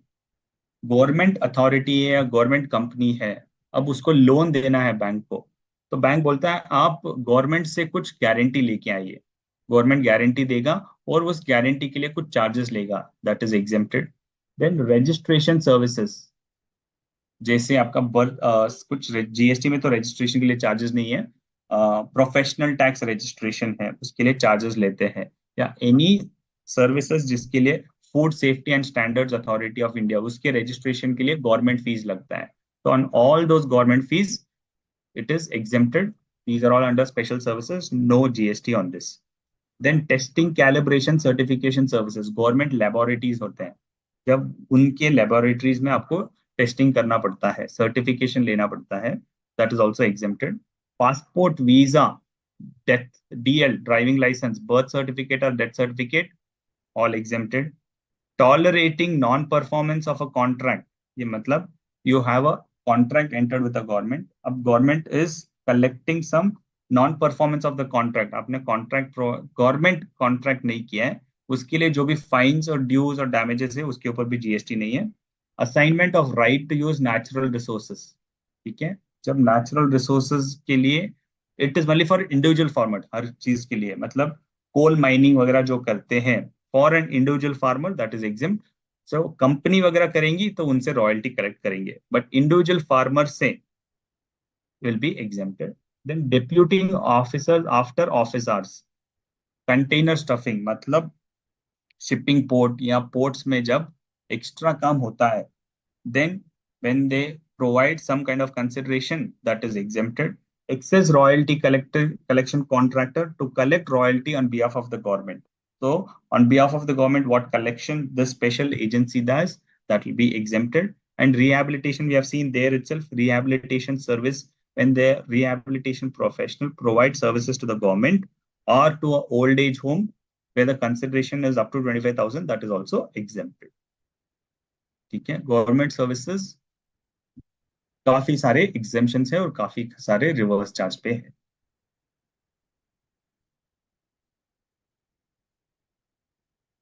Yes, Unikrishna, in your example, if it is doctor services with medicine, then it is exempted itself. Even if it is free, then also it will be exempted.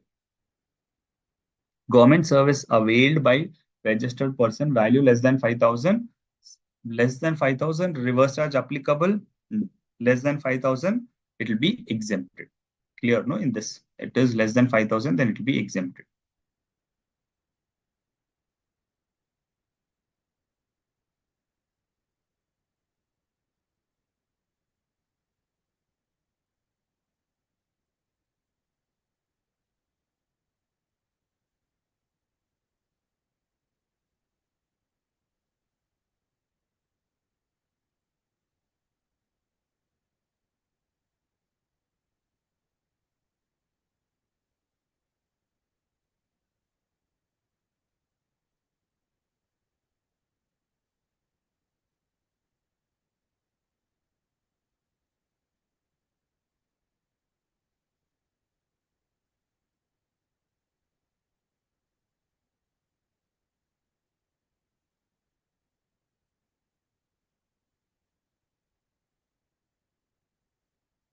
Construction services, okay, this is fine. Transportation services, this is a little confusing, but I've explained it with the chart wherein it says that different services are provided, wherein passenger transport service and goods transportation service. If it is passenger transport service, it is different. If it is goods transportation service, it is different.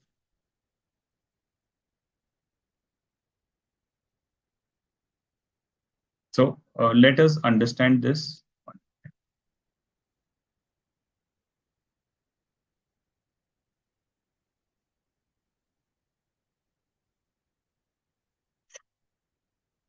If GST not remitted under RCM, whether interest is to be payable, revenue neutralized can be applied in RCM, GST remitting that ITC available in the same month? No.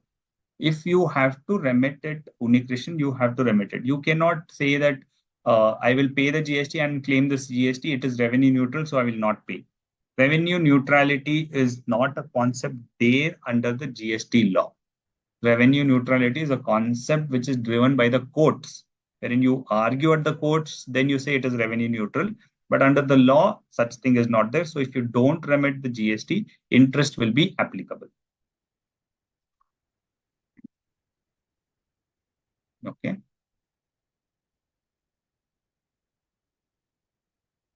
On transportation of goods, so if it is by road transport, okay, it can be by courier. Any courier services will be taxable. अब 10 रुपए का भी कभी courier करो, 15 रुपए का small value courier is also taxable because courier services, there is no exemption on courier service. It is completely taxable. Now GTA services, goods transport agency, will be taxable if we know if it is RCM or forward charge. We have seen under the supply chapter that if he charges 12%, then it will be under forward charge. And if he charges 5%, then he can be under forward charge. If he is not charging, you have to pay under reverse charge.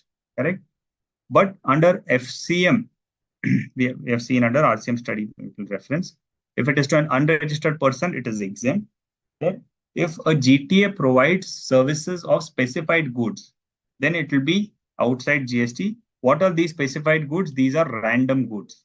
R stands for relief materials, A for agriculture produce, N for newspapers, D for defense, O for organic manure, M for any milk, salt, food grains, flour, pulses, and rice. So these specified goods are exempt. To remember that we have an acronym random, which is relief materials, agriculture produce, newspapers, defense or military equipment, organic manure, and any kind of milk, salt, food grains, food pulses, flour, pulses, and rice is exempt. No RCM, no FCM. Then there was an exemption that if your carriage is small and your value is less than 1,500 or 750, it was exempt. That is also gone now. So whatever I marked in red is no more exempted. It become taxable. So when you transport for even 100 rupees value in a GT, and if it is under RCM, you have to pay. You cannot claim the exemption that it's a small consignment. Okay. So goods transport agency, then GTA providing services to a government entity, government department, central government, state government, union territory, local authority, government authority, all of this is still exempted. Okay. Then others, if you're providing to individual trucks, cart, bullock cart is all exempted. Okay. If a individual truck is providing, the GTA is separate, individual truck is separate. If you're taking services of an individual truck, it's not a goods transport agency, then it is exempt. A individual truck is exempt, a GTA is not exempt. GTA is under reverse charge or forward charge, but an individual truck is exempt. Rail also it is taxable except the random goods and railway equipments is exempted. This is exempted. Water, inland waterways are exempt. Vessels, if it is international transport, India to outside is exempt, but now it is taxable. Up to 30th September, it was exempt. Now it is taxable. Outside to India, if it's an Indian shipping company, they will be under forward charge. If it's a foreign shipping company, government cannot catch them. That's why it's under reverse charge. Then coastal transport is taxable. Again, exempt is random goods. Inland waterways is exempt, but coastal transport is taxable. Then air flight services, international flight, if you're using any goods outside India to India is exempt. From India to outside India was exempt, but now it is taxable. And domestic is always taxable. So this is all on goods. On the passenger is separate. Okay. Now we'll proceed with questions because majorly exemptions we have covered. There are other small exemptions which you can go through the slides and understand this. We'll come to our questions and the MCQs so that whatever is missed out will get covered here. First question is, I am a trader and dealing only in tax exempt supply. Is it necessary for me to register under GST if my turnover does not exceed 20 lakhs?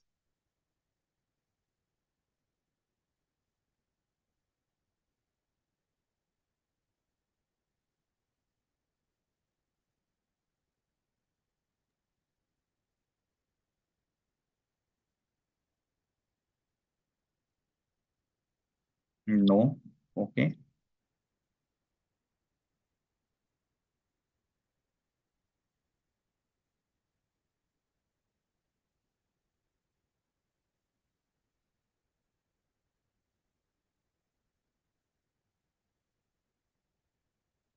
What about others? Do you think you should still take registration? Turnover includes this. Okay. The turnover includes exempt supply. Very correct answer. The turnover includes exempt supply. So you should register, but there is a notification which gives this relief. And it says that if you're dealing only in exempt supplies, then you don't have to register. So there is another notification which says that if you're dealing only in exempt supplies, then you don't have to take registration. So that's the answer is correct, but since there is a notification basis that he can claim this benefit. So the correct answer is there is no requirement of registration under GST if a person is dealing with 100% exempt supply. Because of this notification, he is not required to register.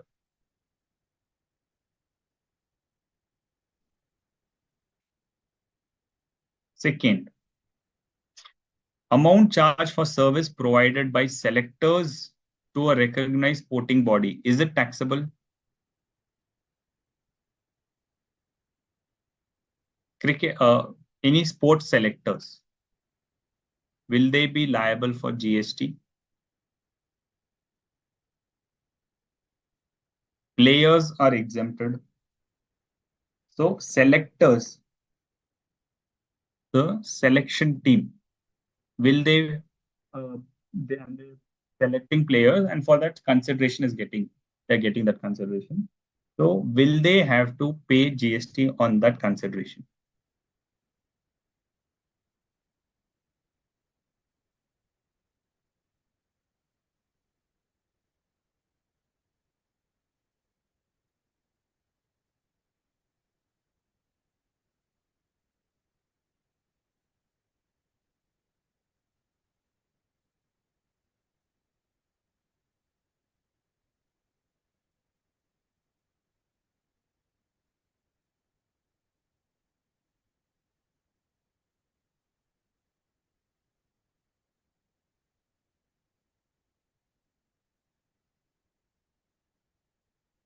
Sports are exempt. Okay, sports, what we saw exempt was for a charitable organization. Okay, we are not talking about charitable organization. We're just saying a selector. The Indian cricket team selector, he selects, he gets consideration for this. Will it be taxable or exempt? Taxable. Okay. So who is exempt? Only the coaches will be exempt, but the selectors will be taxable. Okay. Services provided by recognized sporting body only by an individual as a player, referee, umpire, coach, or team manager. Only these players, these people, player, referee, umpire, coach, and team manager will be exempted, but a selector will be taxable. Third question, is service provided by way of vehicle parking to general public in a shopping mall exempted?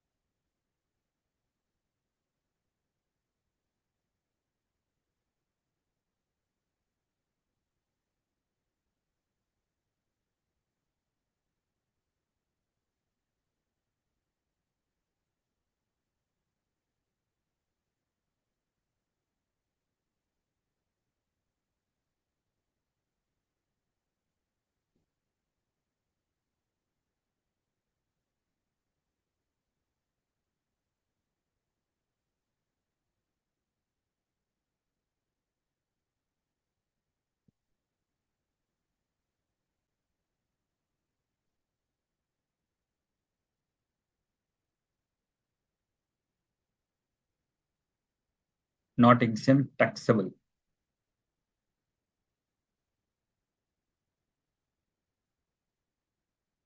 Correct. Services provided of vehicle parking to general public are not exempted. They are taxable. Next question. Ram is an agriculturalist, has stored sugarcane in a warehouse. He has taken fumigation services in the said warehouse from Gupta Pest Control, for which he paid a consideration of 6,000. Is it taxable or exempt?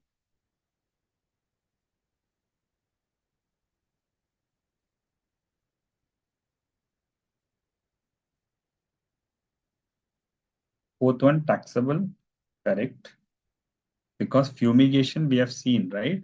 Earlier it was exempt, now it is taxable.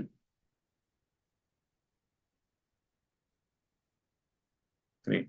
Fifth one, Purva acts as a team manager for the Indian Sports Authority, a recognized sporting body, for a tennis tournament which is organized by a multinational company, and they have received a remuneration of 2 lakh.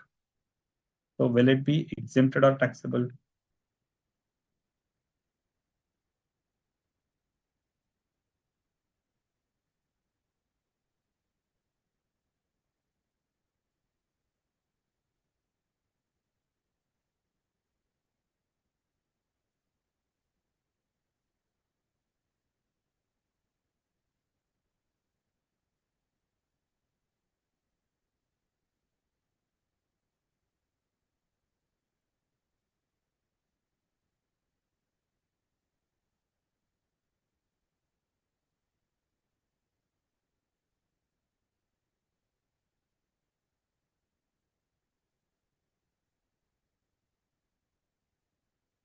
Fifth one, not taxable. What are others saying? Exempt. Everybody's saying fifth one is exempt. But what is the correct answer? There are some nitty-gritties. It's a CA question, so can't be so simple. The services are provided by a team manager to a recognized sports body. That's fine. But the sporting event is not organized by a sporting body. It is organized by a multinational company. So the sport event should be organized by the recognized sporting body. Only then it will be exempted. Okay, so dual condition you have to see.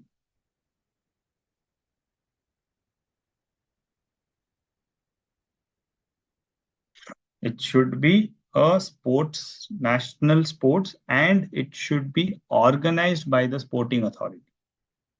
Yeah.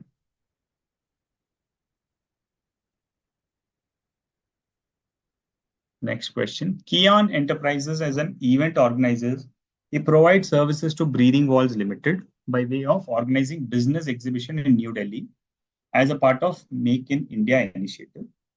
Kian Enterprises claims that it is not required to pay GST as the services are provided by way of organizing business exhibitions are exempt from GST. Is it so?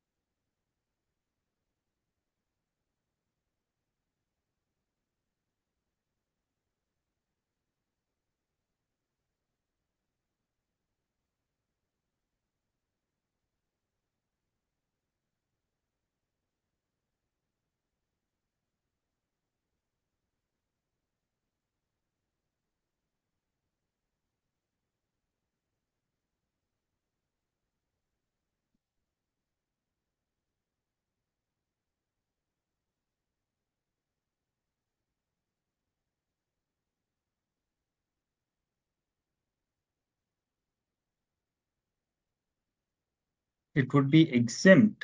Why so? Just because it is Make in India? Taxable? Okay. Service provided by an organizer to any person in respect of business exhibitions are exempt only when such business exhibition is held outside India. So to promote that Indian exhibitors do exhibition outside India, that service is exempted. But since in this case it is exhibition in India, it is taxable, but be careful, if that exhibition is held outside India, that would have been exempted. Okay. Seventh question, ST Limited has given on hire 5 trucks to T2 transporters of Delhi for transporting goods in central and west Delhi. The hiring charges for the truck are 7,500 per truck per day. Examine whether GST is payable in this given case.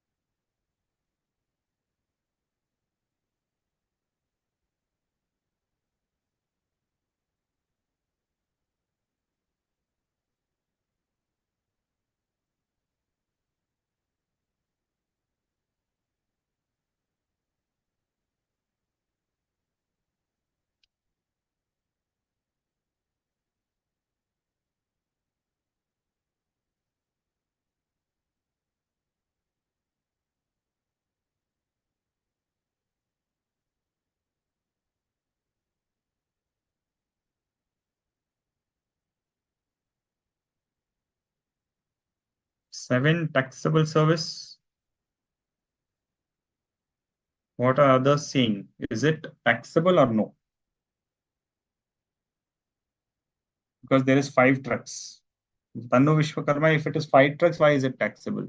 So you can say if it is 1 truck, it is exempted. Ruhani Jain is saying exempt. Why?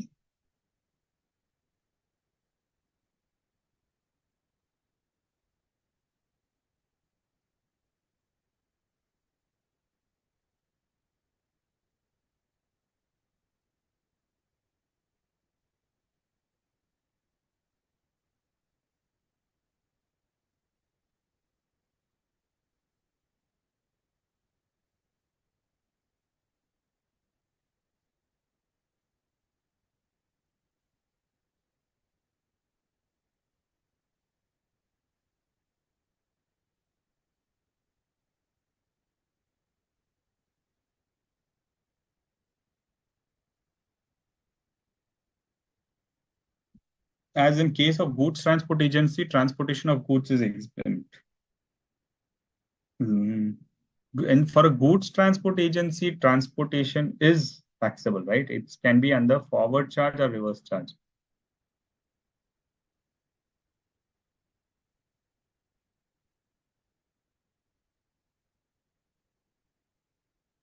Correct, 5% I think. So GTA is exempt, but understand the question here, right? This question is to confuse you. 1 truck is exempted. No, nothing like that. What does the exemption say is for a GST is not payable in case of hiring of trucks to T2 transporters. So the service is you're giving on hire 5 trucks to transporters. So this is not a goods transport service. T2 trucks, T2 transporters is a GTA. He will charge GST under forward charge or reverse charge. That's a separate thing. But who are you? You are nobody. You are just a private limited, ST limited. You have given 5 trucks to T2 transporters. So when you hire trucks to a GTA services by way of giving on hire to a goods transport agency, any means of transportation is exempted. So GTA services will be taxable under forward charge or reverse charge when any person is providing trucks, lorries, bikes, or any kind of transportation to a GTA. The burden should not be there. So that hiring charges is exempted. Okay, it will not become taxable. Be very careful. This is a typical case which is just hidden in between rows that GTA, if they take anything on hire, any transportation vehicle on hire, it will be exempted. If you have digested this, let's go to the MCQs.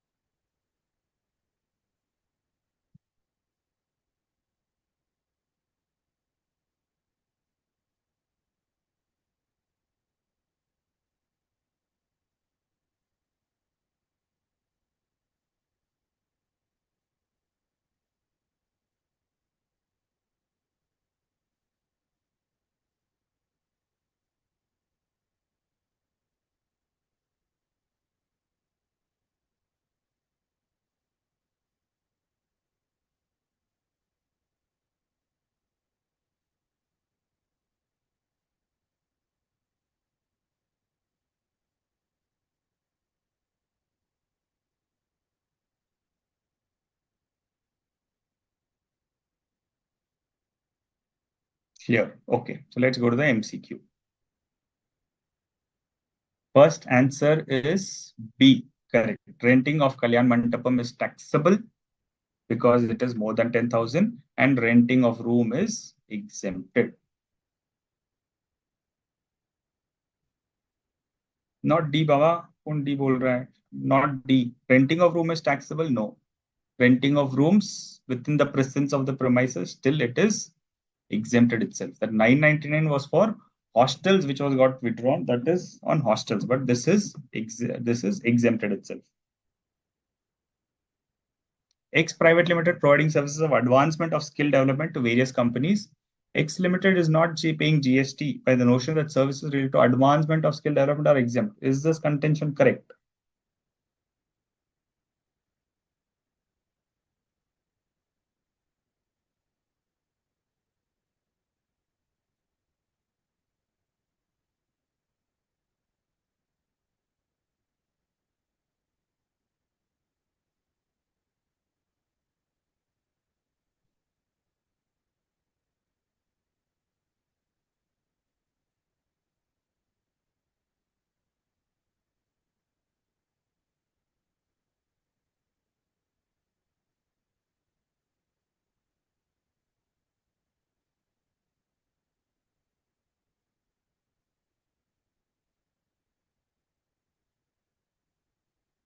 Second answer, if you are seeing B,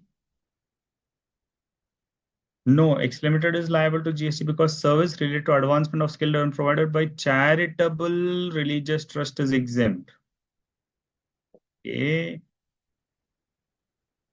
And the correct answer is in fact B itself, because it should be provided by a charitable religious trust itself, but nobody else. Third question, X Trust registered under 12 ABA, providing services of advancement of skill development to various companies. X Trust is not paying GST. Same question, the twist is you said their trust should be there, so I got trust. Now will it be taxable or exempt?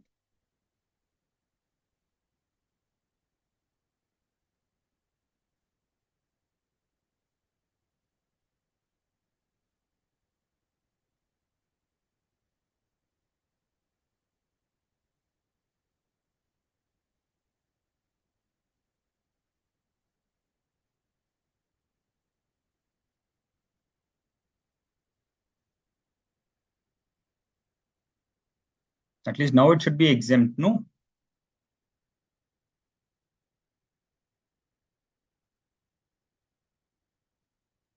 Still you're saying no. Why? Because X Limited is liable to, because services provided to advancement of skill development by trust to specified person. So is it not specified person? 12AA is applicable, correct? So Ruhani Jain is saying that it is exempted or taxable?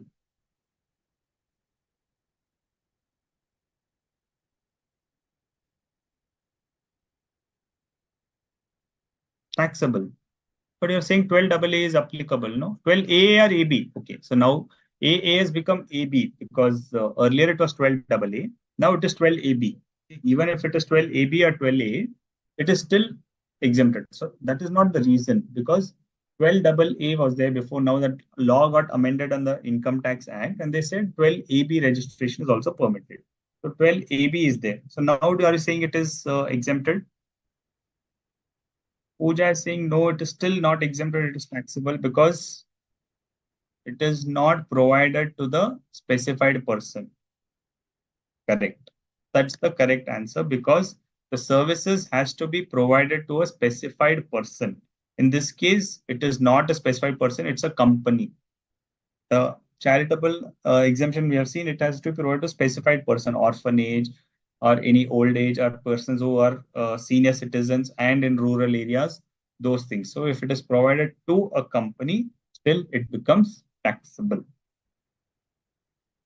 Okay. We'll skip the next question because it's not a great question. This is not great. No, this one. Mr. A met with an accident and was admitted to hospital. Mrs. A is staying with Mr. A to take care of him. Now, the hospital provided treatment to A and provided food facility to Mr. A. Mrs. A is taking food from the canteen, which is maintained by the hospital itself. Now, GST's officer has demanded GST for the food facility provided by the hospital to Mr. A and Mrs. A, stating that it is not a healthcare service. Is this contention correct?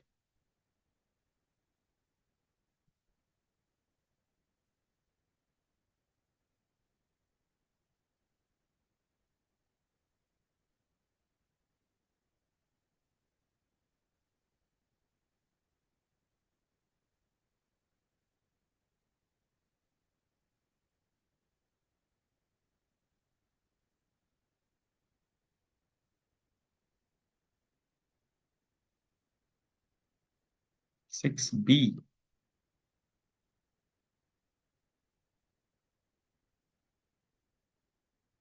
Others are saying B. Okay, everybody is with B. So the correct answer is B. Because food facility provided to Mr. A is part of composite supply and not separately taxable. Food provided to Mrs. A is liable to GST. Right. Mr. X is a business facilitator to SBI with respect to accounts in its rural branch and urban branches.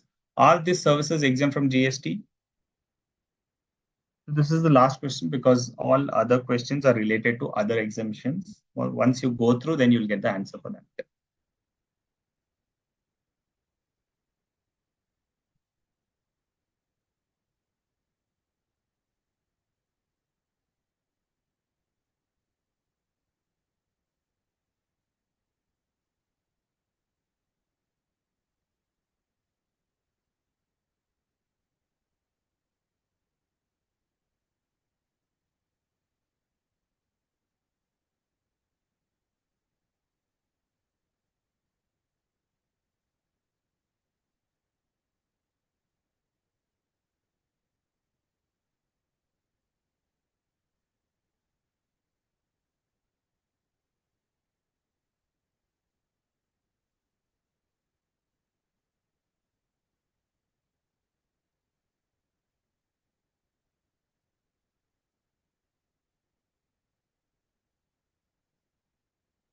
Seven C and others are saying C. Yes.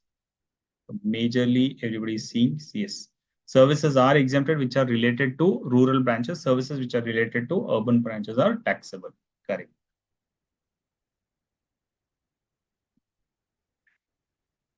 Okay, so exemption, we have tried to cover the major exemptions. There are other small various exemptions. Please go through them and let me know if you have any questions. Even in the next session is fine because exemption is a lengthy chapter. You need some time. Please go through this weekend, today, tomorrow, and Sunday. On Monday, you can ask exemption questions. Then we'll move on to the next chapter.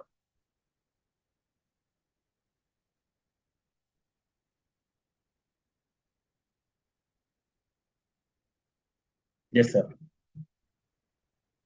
Good night. Thank you, everybody. Thank you for your patience. Recording stopped.